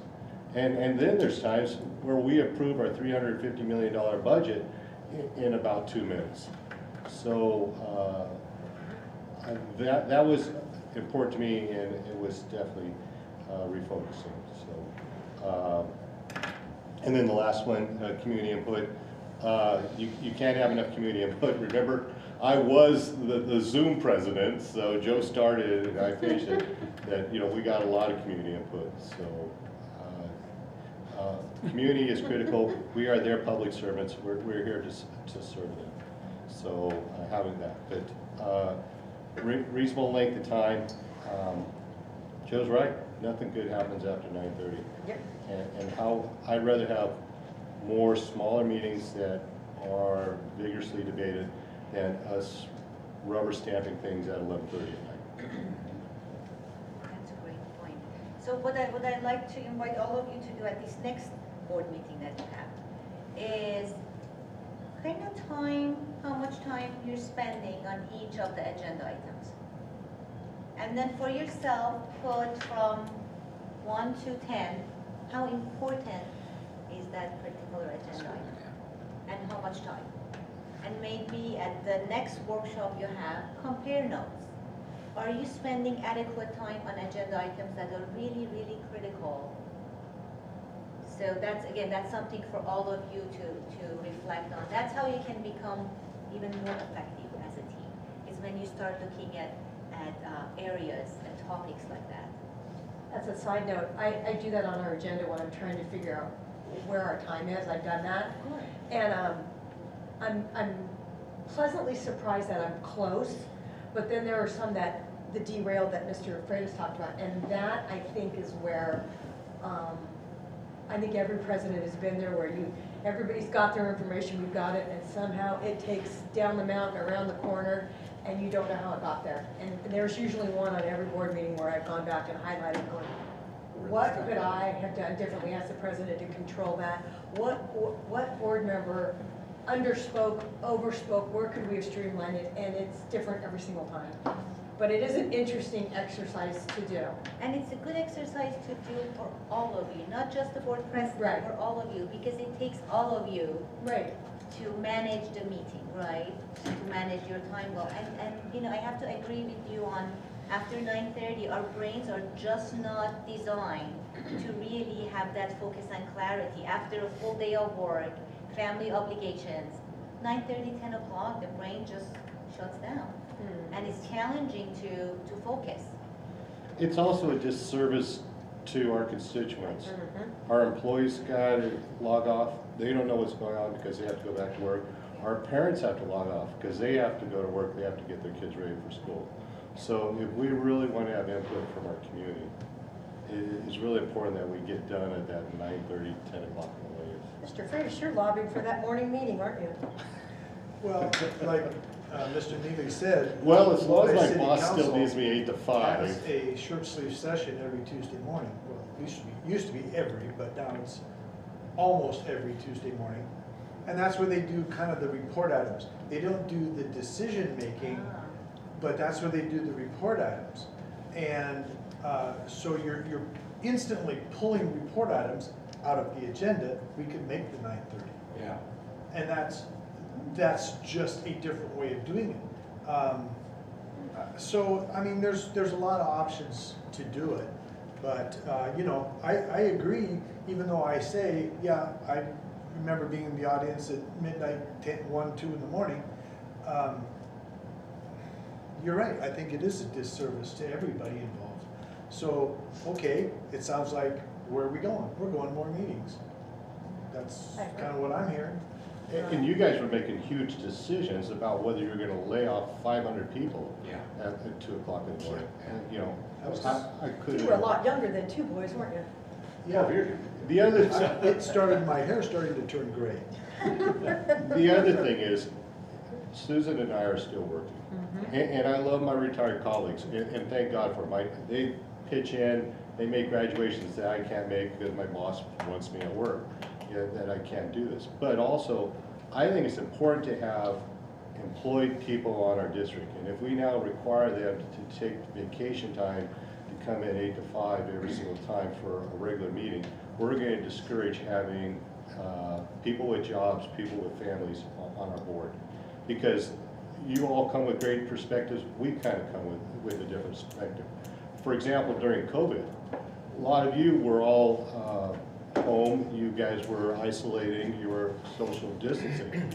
I was a first responder and an essential worker, and I was going to work every single day, and I was seeing what was going on in the courtrooms, what was going on in the government buildings and living, and could really relate with what, you know, our employees were going through and what they were asking for. So it brought a perspective that isn't necessarily broad. So we can't discourage, I think, working people from our board. We can't only have retired people on our board, you know, but also I'm all in favor of more meetings.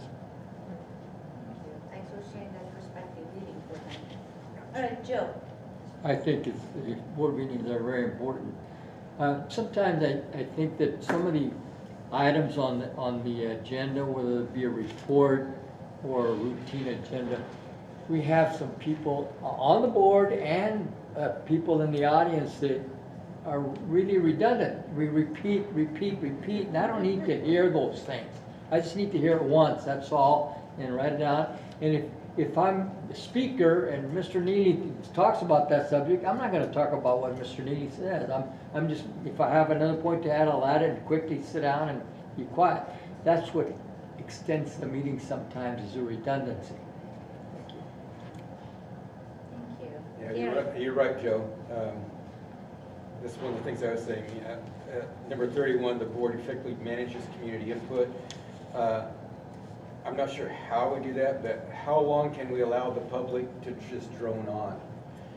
Remember, the meetings are for us to do board business. It's not, I'm sorry, I'm just listen to people come up, continue at the microphone and just drone on. about a report item or whatever is not productive. It doesn't make a difference, I don't think. So, I don't know, I don't have a solution how to manage it, but that is, I think that's an issue. And I would think it'd be kind of cool to have a daytime meeting, not every time, but occasionally. We occasionally have meetings at Bear Creek High School. We change that up. I don't think that would be a bad thing. Yeah, I like, well, as long as it's not 8 o'clock. Oh, well, okay, I can make 8:30. City council short sleeve sessions start at 7 a.m. I love it. Well, I'm up. I'm up at 7. I haven't even thought about getting up at 7. All right, Courtney, do you have something to add to that before we move on? Well, Board meeting. 2 things, and I'll make it quick, because we've got a time limit here. Yeah. Board meeting. If you look it through your own eyes, I get it, but what are they here for? They're here for the public, they're also here for our employee groups, and we have represented a community that voted us in. If you struggle with being here too late, then maybe you should quit and get another job. Now, we need to move more meetings, I'm all for that. But when we have a board meeting and it goes a little late, suck it up. You gotta get it done. The other thing is on 28 here, you asked about board effectively uses data in decision-making. I have yet to see that happen in any decision we've made. Data. Define data. You tell me that our restorative justice practice we're doing, is that working? Show me the data. Haven't seen it. PBIS? Haven't seen it. But define data. Do you want it in? I want to know if suspensions have gone down. Okay. How have they gone down? I'm not disagreeing with you. I'm just asking. I'm just saying, if we're going to make decisions about these programs, we have RBET, we spend $1 million a year. What's happening? Got it. I hear you. Progress. So if we're going to make reports. decisions, and it says here that the board effectively uses data, we had 3 people that said almost always. Seriously? I haven't seen any data. I get a lot from Leonard on how we're spending money 70%, 80% of the time. I don't get anything on terms of academic achievement. Okay. And how we're doing with safety, how we're doing with what's going on in the bathroom problems that we're having in our middle schools and high schools. There's a lot of stuff we need to look at. So in general, more data. More data, more Progress information. reports and more Yeah, information so and if data. you want to go to more meetings, great. You want to go to a short sleeve session at 7 o'clock in the morning, I'm your guy. So I'm all for all that. But if we have something to get done and we have to stay late, we get it done. Amen. Yeah. All right. Because we represent the people, not ourselves. All right. Kathy, do you have something to add before we move on? I would say that it goes back to the information, giving board enough information ahead of time will certainly help with the efficient meetings. So if we have the opportunity to do that, and if we do it well, that could be one way to help streamline the meetings if we know ahead of time what the issues and questions are. Thank you. All right, let's move on to board development. That's a short. It was destiny that I got this one. All right, George, go ahead, you can get started. All right. The board, first of all, the board agrees on the process of identifying officers. Before the radical change of 2010, when we got 4 new board members at one time,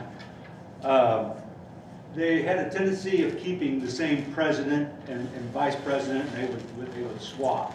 First thing we did when we came in here is we changed that. And I have a great deal of respect for all of my board colleagues, and every one of them needs to serve as each one of the positions. And I think we have effectively done that. So I'm very happy with how we've done that. The rest of this stuff down here has to do with bringing on the board and board training. I went to the Masters in Governance program, and unfortunately, I wish I would have gone my first year, you know, but it took a little bit of time. I got on the delegate, and then I went to their meetings, and they started talking about it, so I finally went to it. Fantastic instruction. And also, I think it needs to be, I know it's going to be tough to make it a board policy that everybody go, but I think it should be the board culture at least, that we highly encourage new board members to immediately go to the Masters in Governance program. Courtney has been to it, Susan has been to it, and you can tell the difference after they had completed it about their vision and their awareness of what the role of the board is. So I strongly, strongly encourage that, and I think we should move in that direction even more. That's all I got. Thank you. Ron? Quickly, when someone is elected to the board, the day they're sworn in, they take a seat, and they're supposed to make decisions, okay? It would be great that they got a little bit better training and brought up to speed so that they know what's going on, they know who the players are within the district. If I need this, who do I go to? How does this work? How does that work? And it doesn't have to be a long, drawn-out thing. It can be just, here's where we are, here's what's available to you, and it's kind of like when our first-year teachers come in. There's your classroom. Yeah. Have I remember fun. those days. There's your key in the bathroom. What is that? You need to get people. There's your up to cases, speed. there's the courtroom. Yeah. Good luck, and so that absolutely needs to be developed, and it could be every 2 years. You have to do that as a district because the board could change every some could change every 2 years. It's onboarding, an onboarding. Absolutely. Yeah. Yeah. All right, Ron? More than just the Brown Act. Yeah. Oh, I love that our process for identifying officers. I think you have an appreciation for what the officers do that you don't normally have as a board member. I thought my orientation to the district was just spectacular. I got to meet all the assistant superintendents. I had interviews with the superintendent. I had a 2-day training in Sacramento that was by CSBA that taught me that. And that was, so I assumed that happened for everybody. Unfortunately, we absolutely dropped the ball. We had people that had 40-year histories with the school district and assumed that they knew what it meant to be a board member, and they did. So since I had no relationship with the district other than my kids going there, and I just assumed that, okay, not knowing anything, I needed this training, I was open to all of it. So it is very, very important. And do we review its government agreements regularly? Joe, you were president 2 times ago when we held this, and we haven't reviewed those government documents, those governance documents since.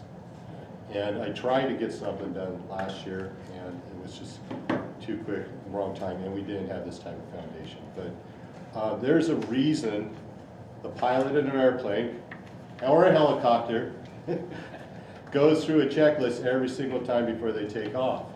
And that doesn't mean that the person doesn't know what the hell they're doing. It just means that we got to check off every single one of these boxes to be the right frame of mind and be most poised for success. And that's why I know we're all busy. I know this is a step in the wrong direction. That we're problem solvers. We want to get out there and solve problems. Yeah.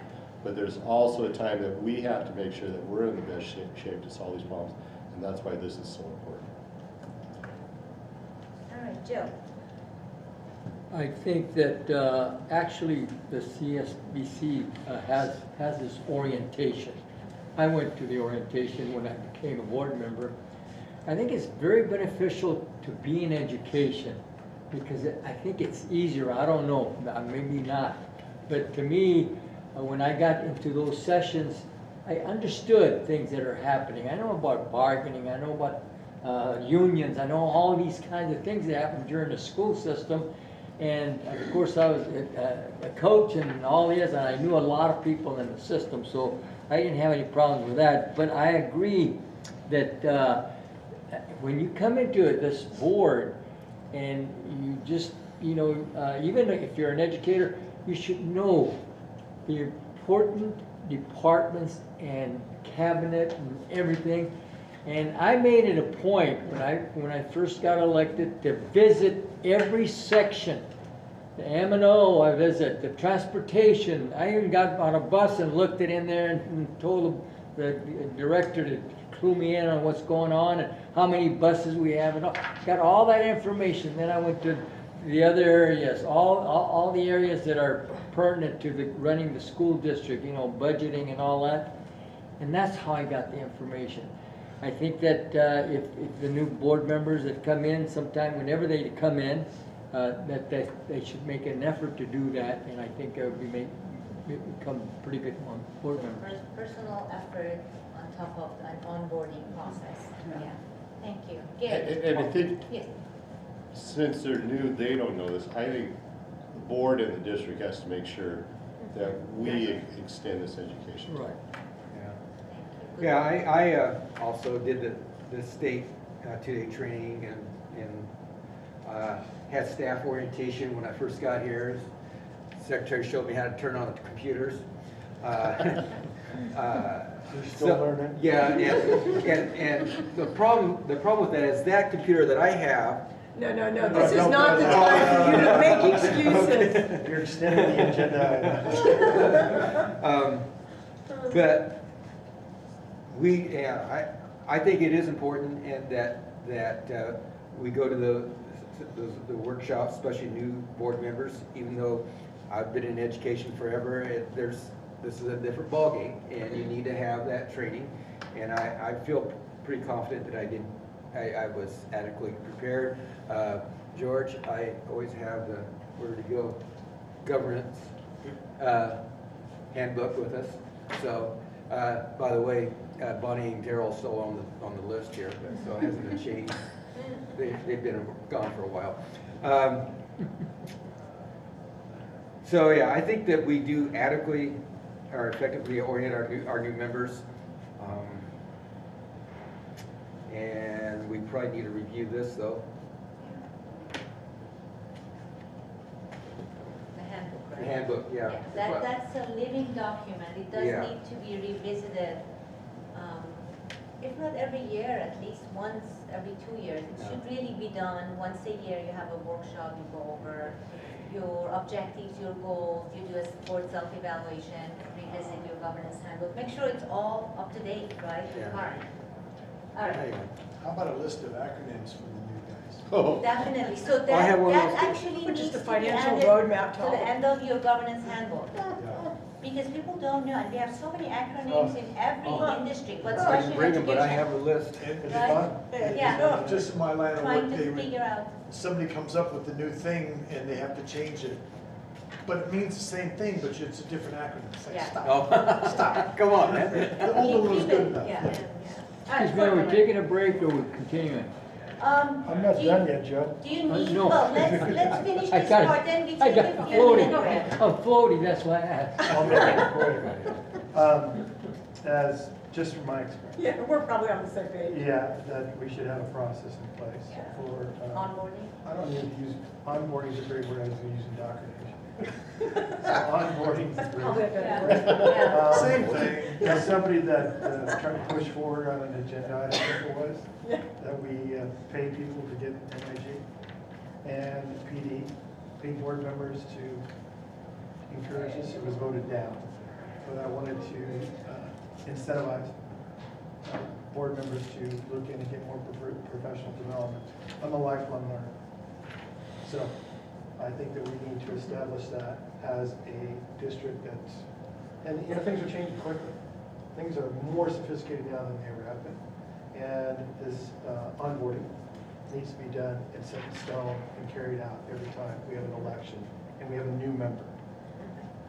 Has to become part of the culture, Exactly. absolutely. I would agree. I think Courtney and I probably had the least amount of training. And we came from two different worlds. We had no training. We had a Brown Act training, and we didn't know any Paul different. Gann, Right, 4 hours. but we had we got what was present, and we assumed that's what everybody else got, and Courtney and I were fortunate that I came from business, he came from education, so we were constantly comparing. Yeah. And I would say, I'm not from education, you're gonna have to enlighten me on that. And so, I don't think it was really anyone's fault, I think it was just what happened at that time. There had been pretty consistent board members, until we were probably the first change in quite a while. And so I think it was just, you know, 6 of one, half dozen of the other. I do think it's really important. And it falls on the board member. If you choose to be elected, you better choose to go educate yourself. As a district, yes, but as a board member, if you're here and you want to be effective, you better figure out how to get the most information possible. And Dr. Washer and the, I would say, the office has been, her people have been, every time I see something like, hey, can I go to this? Hey, can I go to that? It's all to make me better at what I do. And I feel like probably the second half of our term, we have just been, we were able to do just power feed things from other sources, not just CSBA. And I think, you know, if you want to do a good job, you have to get the knowledge and then apply it. And I think there should be an onboard. there absolutely needs to be a baseline, and And then after CSBA has that, that, it's up and to then it's up to the person, right? I agree. I like the acronyms too, the list of acronyms. Yeah, I just think there needs to be a cheat sheet, even all the funds for. Tips, sips, Yeah. is the other one, tips used to be Well, one. how about ESER 1, 2, 3, 37? Yeah. I mean, all the Tips, we don't have money. tips. Well, oh, the new teacher training? Yeah, Oh, yeah. it's changed names. Then it was BITSA, then it Until was changed to TID. Well, some of them, like LEA, have different meanings depending on the context. Right. It's Yeah. like Local educational Yeah. speaking Yeah. French, Yeah. you know? I think they're How doing the it to mess with inflection. us. Yeah. Okay, so anything you want to add before we take a 5-minute break? Quickly, just that, totally agree, a set onboarding process is very much needed, happy to do that. I will just make this one comment, staff cannot require Yeah. a board member to meet or attend a training. When an offer is given and declined, that is the final word, Right. Yeah, and that has happened. yeah. You know, I think the other thing also is sometimes it's easier to do the staff training when we all do it, as opposed to just Right. isolating Yeah. 2 people out. Yeah, So, but, sorry, I'm interrupting. well, you know, like that Brown Act training, it's dry, it's brutal, but Oh, we have to do it. But I will tell you, I've been to several Brown Acts. County Office of Education does an amazing one. Yeah. CSBA has an amazing we component had within the that big training. webinar that was really good. Yeah, you and I were at that That one. book that we got from that law firm, we read through it. The one from the law firm. I think they're delivered in different ways and they're great to overlap. Good for us. All right. 5 minutes, come back at 11:15. Oh, you're and giving we have- them a break. Now it's break. I'm so sorry, so sorry. That's all right. I wanted to listen to Mr. Porter there, I missed him. All right, very Yeah, quick, of so. course. You left Probably the room less so we than can 5 talk about minutes, you. 4 minutes. Oh, We still have 2 more pages to go through, 45 minutes or so, okay, so. think we can do it? Yes, I believe in you, all of you, we can do this. All right, repeat after me. No comment. All right. So, talk to me about the shirt sleeve. Are you talking like, when you talk about report items, like when you talk about moving, how do you envision that? Well, they do a lot of, I think the easiest way to explain it is you take our agenda, the report items,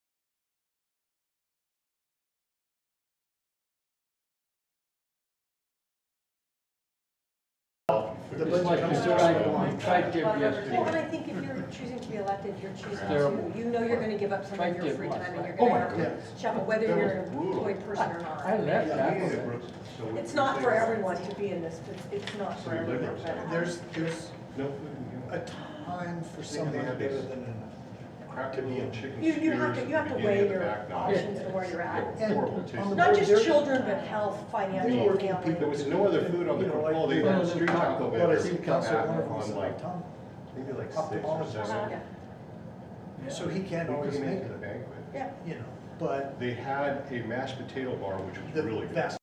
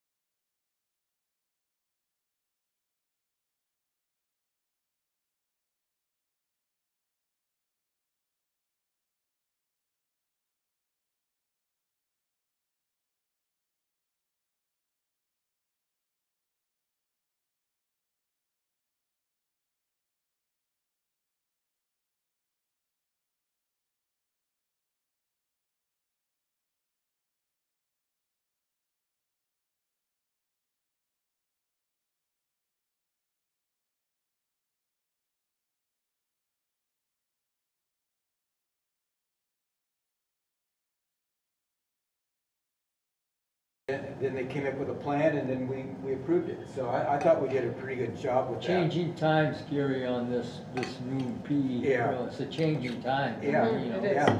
So, I don't know if we had a long-range plan, but when the problem came up, we came up with a good plan and we responded quickly.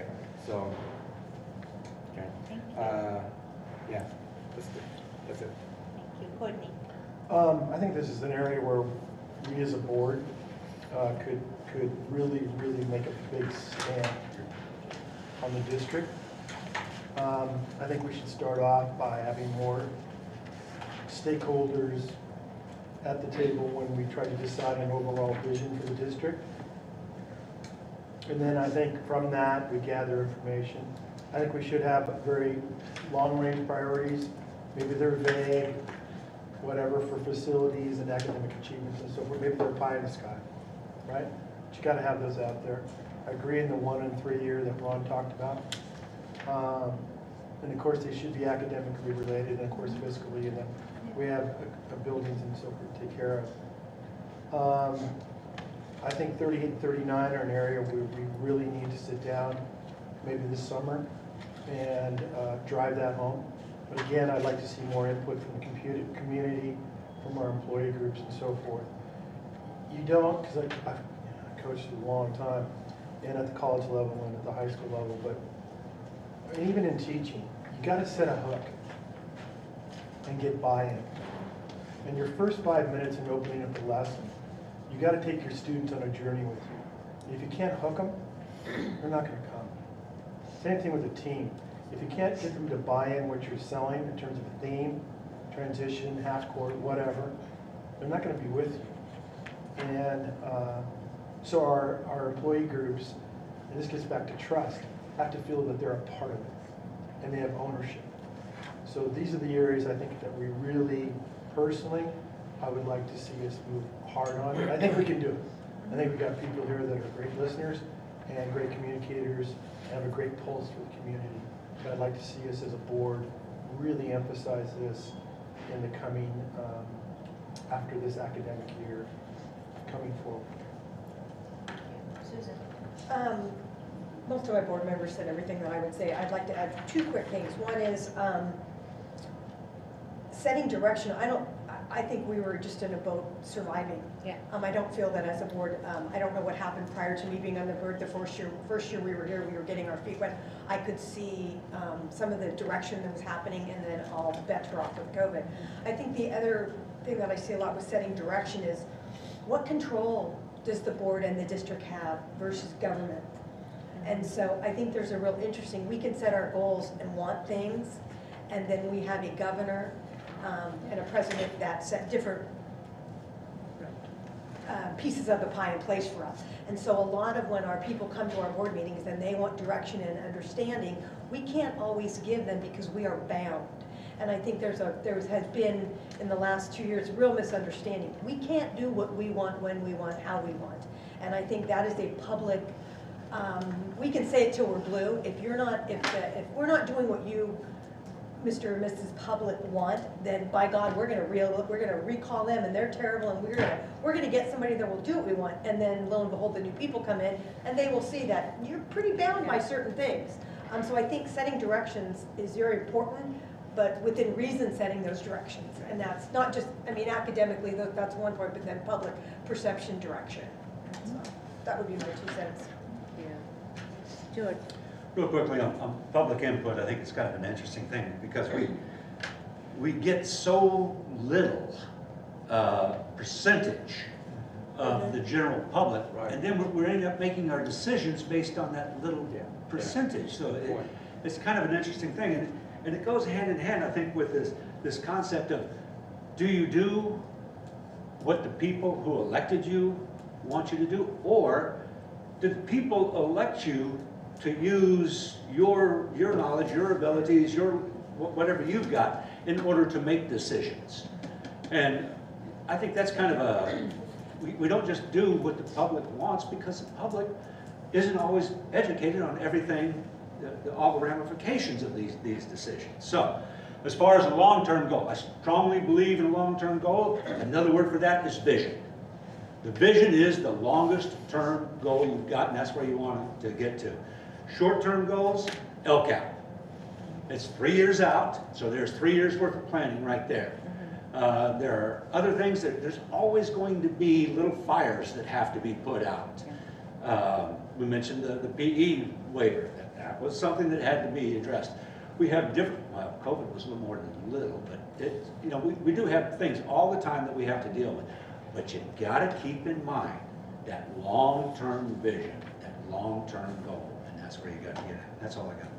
Thank you. All right, Kathy. On setting direction, anything you'd like to add or respond to, or? I think that, just in my observation, I think that after, anytime there's an election and there's, even if it's only one new board member, however many it is, I think that this all needs to be revisited, because if you're not part of the process and haven't been involved in the development of that, you come in without the same understanding or maybe even agreement. You don't agree with what happened before. So I think we need to just make that part of our process, that after each election, if there's a new board member, we do this again, or at least revisit it. And that can be then weaved into your culture, that's expected, and on your governance calendar. So it's on the calendar, you all know this is the board workshop at this time of the year, and everyone sees it and can plan it. Beautiful. All right, let's move on. Let's move on to structure. So we have, let's see, we have 4 more sections, okay? So let's really be mindful of time, be concise. Let's go to structure, and Ron too, it will be your turn to begin if you have any feedback. It's all blue, but if you have any feedback on that. And feel free to pass if there's nothing to add also for Yeah, any I of see the same thing, it's all blue, so Okay. maybe we should go To to, support. Do you move all on to feel ones comfortable? that have more critical. The only one I would say is number 43, the collective bargaining process. Okay. I think I've been a negotiator for probably 20 years out of my 35.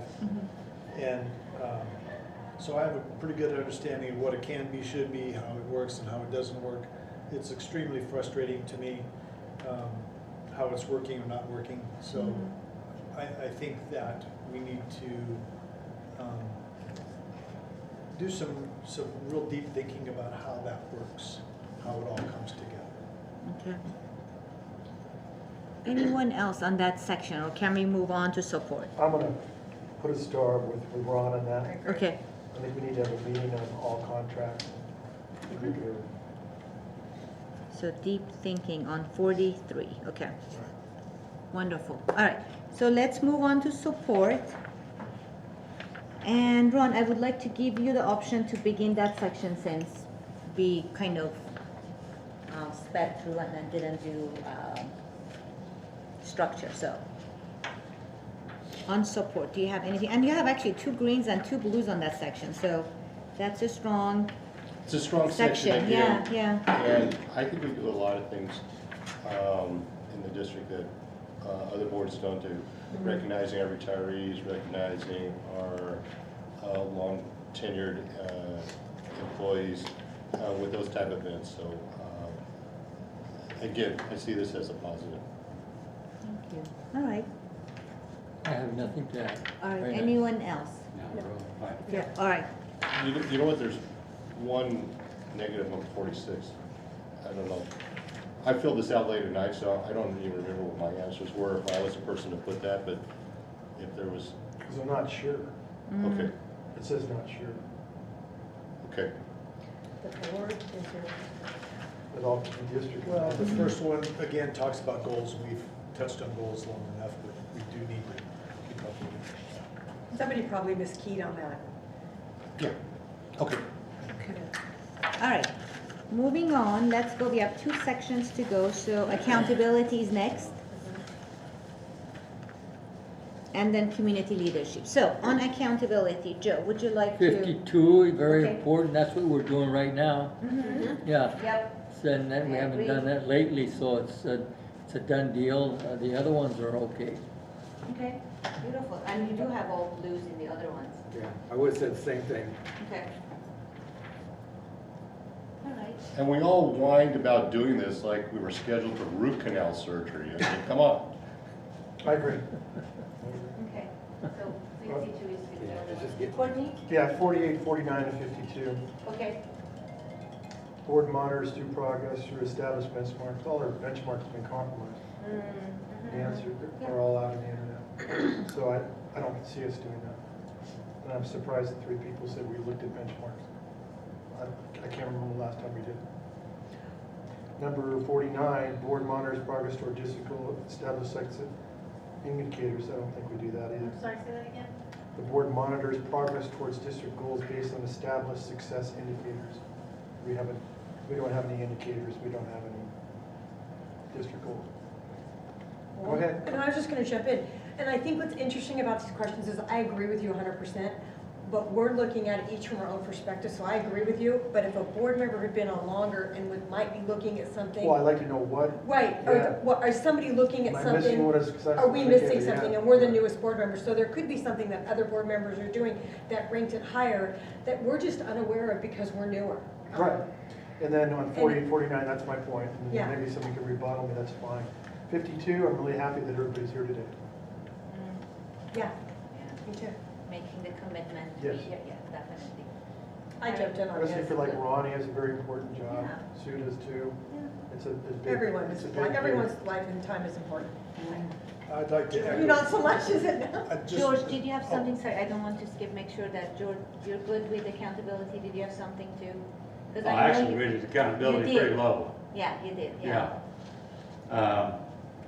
And I think we pretty much do a pretty bad job of evaluating our own performance. I mean, we're doing it here, but we haven't done it in 12 years. This is the second time.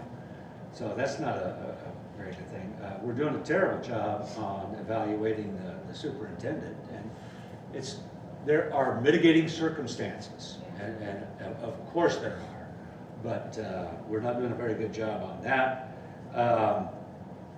Board policies, that's pretty much taken care of for us. I think we need to probably review that a little bit better. The adopted budgets, the one highlight in this, I think we do a fantastic job on constantly monitoring that. But the whole thing about, accountability, and it's student results, that's huge, and we're not getting enough on that, and that's our main goal. So we're not being accountable for that. We're not, I did this stuff myself for years. I pulled it all out and made my own spreadsheets on this, and I compared schools, and I could point out schools that had gone up and gone down. Last time, at one of our meetings, we had a member of the audience say that, oh, we used to have Quita schools and they did way better. Well, I know that's not the case, because I pulled the data for the Quita schools way back then. We had 2 that got better, 1 that stayed the same, and 2 that got worse. Those are the kinds of things that we need to go over all the time. So I say we need a lot better job in accountability. I am echoing a couple of previous board members. The superintendent's evaluation, I think, is very hit and miss. But for me, in this section, the main one is that I don't think that we do, as a district, a very good job at monitoring and updating and collecting data and presenting it on what we do. Courtney mentioned it earlier, restorative justice, PBIS. Whatever the data says, if there is any, I'm getting all kinds of information that neither one is. So, because I'm a big proponent of student discipline, student behavior, there has to be mechanisms to help them with their bad behavior, but I don't know. I'm just getting kind of anecdotal stuff, and what I hear is not good. Our children need to feel safe. And it's also could be into, we had a math problem, and so they bought a program, and we had this presentation by the company, and it was the star students, is what they termed them. And I'm going, out of the whole district, they picked 10 kids, 10, and said, this is how well this program helped those 10 kids. I'm going, we have a whole district. Well, how about the rest of them? That was pretty infuriating, but that was a long time ago. But still, it's like, we need to be able to monitor our progress and be accountable to it. And I think we do a poor job of it as a district. Thank you. All right, Ron, too. Do you have something to add on accountability? I think everyone said it, so I would echo those feelings. I have one more thing I have, maybe question, anecdote. I think when there's been several references to the superintendent's review. I think we have done, as a board, the best we could in the last 2 years. If we're not doing the best, then why are we approving raises? And I think we gave clear goals to our superintendent, our CBO, and we approved raises based on that. And so I want to be real clear that they have done a wonderful job in presenting us with what they had done. Us as a board, I think the last 2 years was a little crazy. I do know that our George and Courtney and myself met to kind of redefine goals, and I think we were just starting to make a little bit of headway, and COVID hit, and every goal we had went out the window. So I think the evaluation of those types of how we do those, I think have really been skewed the last 2.5 years. And I think we could do much better. I don't want to misconstrue that we're just not moving forward, because that's a lot easier than making someone accountable. My only comment to that was teachers were evaluated. They were, but we weren't in charge of evaluating teachers. That's correct, so that's a board issue. This is a board issue. So I'm saying our direct. I agree with you. Yeah, okay, our direct was make it happen, I and agree. he made it, and she made it happen. I He agree. made it happen. Okay. I agree. All right. Anyone else on that? Okay, how about you, Kathy, on accountability? I guess would be a good issues on an ongoing basis for those separate meetings, because this can take up a bulk of time. Yeah. And if it gets to be that 9:30 hour and staff is feeling rushed, board is feeling rushed, we're not going to get the meat and the discussion that it deserves. So I think that the suggestion about those other types of meetings, this would be perfect for that every once in a while. Thank you. All right, so the last section is community leadership. And so I'm going to open it up. Anyone who would like to start, if you have something to, you had 4 blues and 1 yellow, so overall it's a strong section. Sounds like you had agreements in that particular area. Who would like, George? Certainly would. That was my lowest area, was Yes. community leadership. And I've said some of these things before, but I want to reiterate it. Public education, to me, is the key. That can cure most of our problems. But we don't get our community involved. And this says community leadership. In other words, we're bringing it to them. We're not just listening to them. We're bringing public education to them. And we got to try to get them involved. And one of the ways that we need to do that is to start opening up. I mean, let's face it, we are 70% free and reduced lunch. All right? We've got some people who have issues and need help. We have the assets in order to bring that help to them, not to provide it for them, but to help bring it to them. We have locations where their kids go. We can communicate with them through their kids. We need to get our community more involved at our schools. That's community leadership. And through that, we can expand the importance of education in their lives. And so that needs to be a goal of ours. And then by doing that, it's going to help us, our whole district, every student in our district in the long run. There'll be less discipline problems. There'll be more attendance.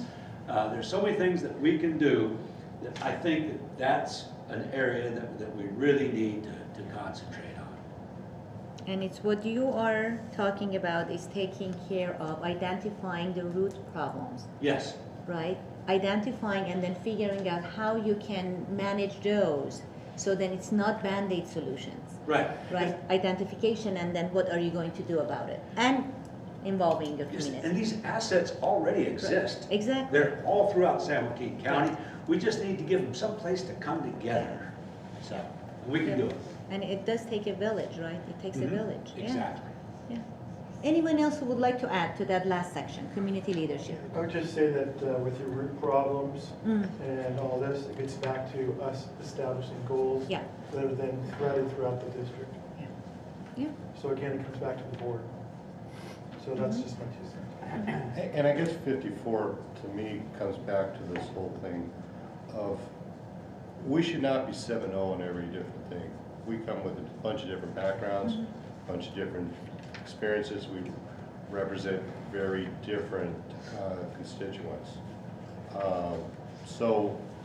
But once it passes 7-0, 6-1, 5-2, 4-3, we're all on board in making that happen.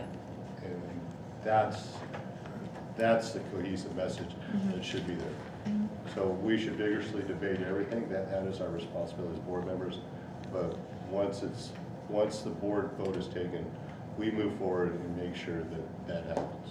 Absolutely. Yeah. And in fairness to every vote should not be 7-0.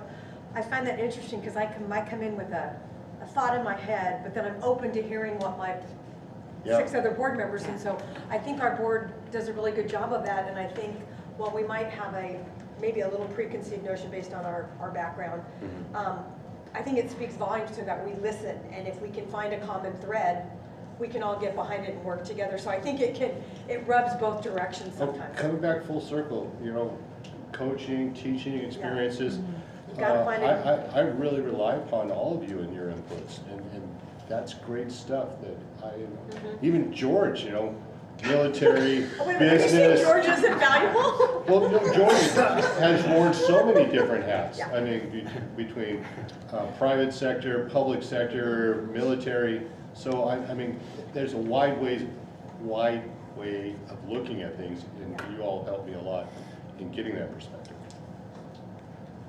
Yes, Ron. When I look at the community leadership, I think it's really important that the district be out front and involved in a lot of those things. Something as I already mentioned, this was my proud of one, because it depends on what you're thinking, okay? George was thinking in one aspect, I was thinking in another, and I was talking about the Chamber of Commerce. We do 2x2 meetings whenever we can get them. I was at the Science Festival that was held just Saturday, and I'm thinking, and I didn't think about it until I was talking to Michelle and during the break, and it would have been really great to have the district have a booth there for anything. Hey, these are some programs that are available to our students, and just Great idea, Ron. yeah, and just have them there, because that event was phenomenal. It was. Oh my gosh! And I also thought of Pat Patrick, who is the president of the Lodi Chamber of Commerce. He should get some of the video that Chelsea was making of the different things and the kids looking at those children and the parents. It was phenomenal.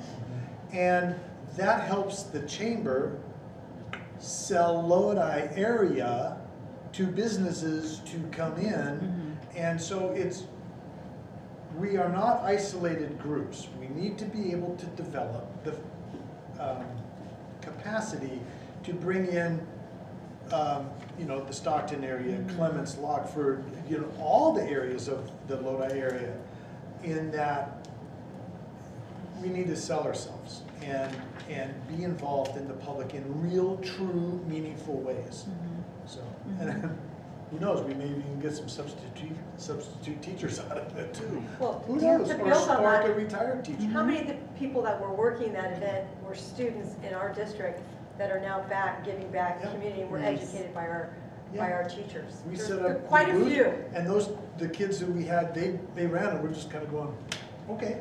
So Yeah. I took the grandkids and we cruised around. Yeah. It was great to see the children being involved in that, and that kind of highlight speaks really well for the students, the teachers that supported them, and that the community should be proud of it, and they should see that. So. I want to make one comment on that Sure. before I leave.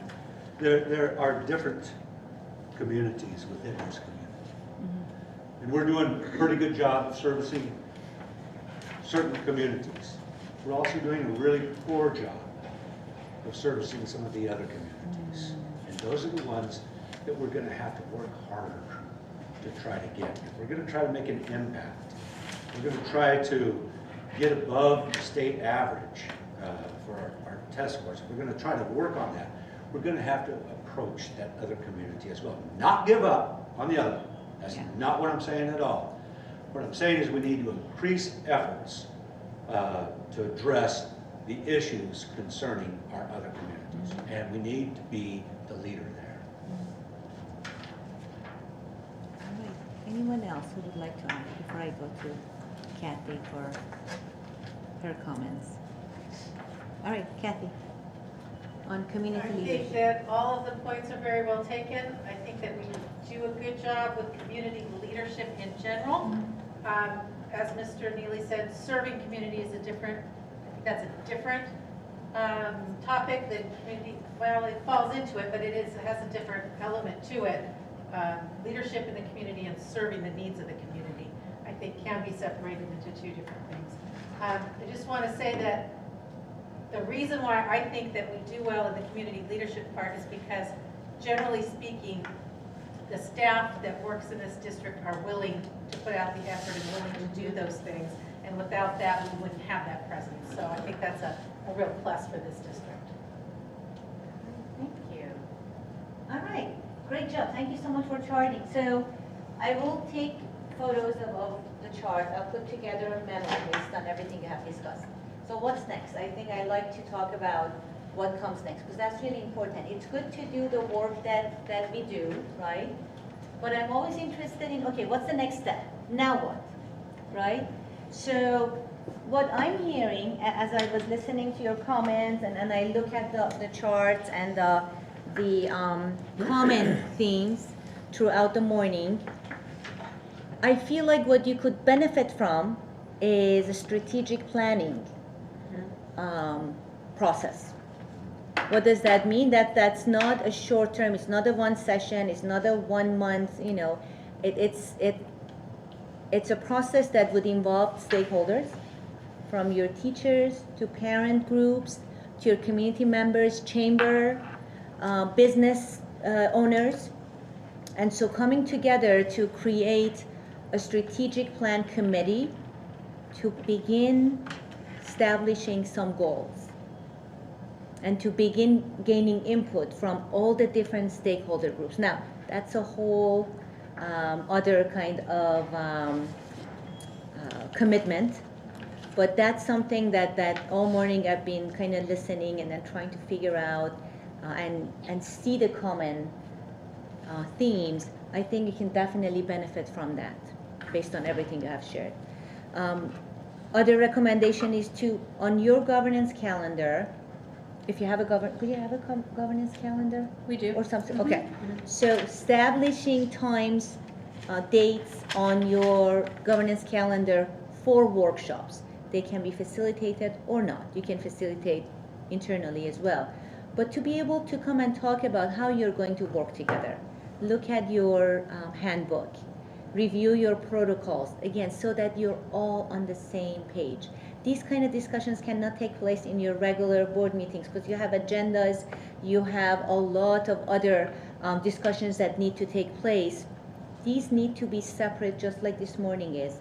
Just separate pockets of time that's all that's on the agenda, is reviewing your handbook, your protocols, and having conversations about how you're going to work together. That's really important. So I will summarize all of this. You'll get a memo with the recommendations as well, and then you decide how you want to move forward. But such discussions are not one time, you know, they need to continue, just like any relationship.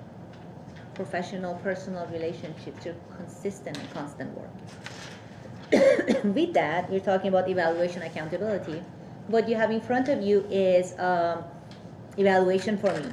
So you'll see it looks, yours is not this color, yours is white, but same information. If you would take just a few minutes, give me feedback, please, on how I can be more effective And I do look at your feedback, and I would appreciate it if you just take a few minutes, fill that out. I will collect them. You can just leave them in one area, and I will take them at the end. Any questions or anything else that we need to talk about before we can adjourn the meeting? No, I would just like to thank my board members for being open and for taking the time out of your day to do this. I know for some of you it was pulling teeth, as one board member said. Others were Elective root canal elective surgery. root canal, I believe, yes. So thank you for being open and honest, and I think it clarifies some of the things that we were thinking in our head and opened our eyes to probably a few things that we didn't know. Thank you for your open and honestness, Dr. Washer, and thank you, Dr. Yo, for your information and guidance. I appreciate it. This may be inappropriate, but I'm going to ask it anyway.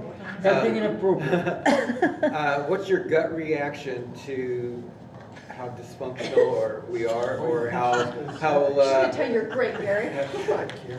I wouldn't say you're dysfunctional. I would not. I Good. think that there is a lot of experience here, a lot of passion. With a lot of experience and passion, and your backgrounds, particularly in education, when I was just adding up number of years in education, teaching, coaching, it's tremendous.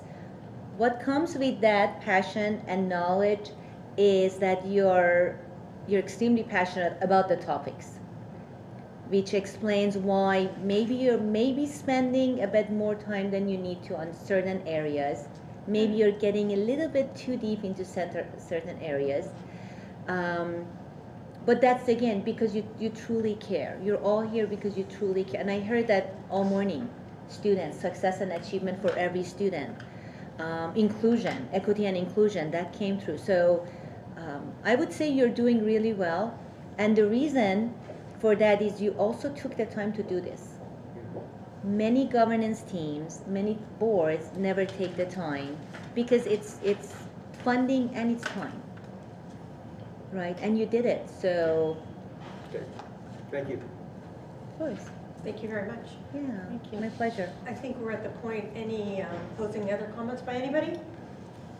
Anyone? Thank you for your time. Thank you very My much. pleasure. I'm gonna gently do the gavel. A gentle gavel, Gentle I know, gavel. I know. And I want to thank you for giving me feedback. That's really, I appreciate that. I know at the end sometimes you're tired and eager to go.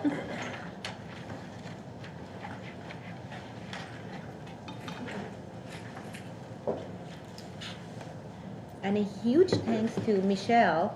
Yes. Executive assistants do so much. Gotta have 'em. So much behind the scenes that a lot of times people may not really realize. The number of hours. A number of hours, I know. I mean, she's here early setting up details of everything that, Every weekend. yeah, so thank you. Thanks, Michelle. Yeah, absolutely. Is our owl still, Yes, the owl is still lit. he's still staring at me? I'll message Andrew. Okay, thank you. Yeah, okay.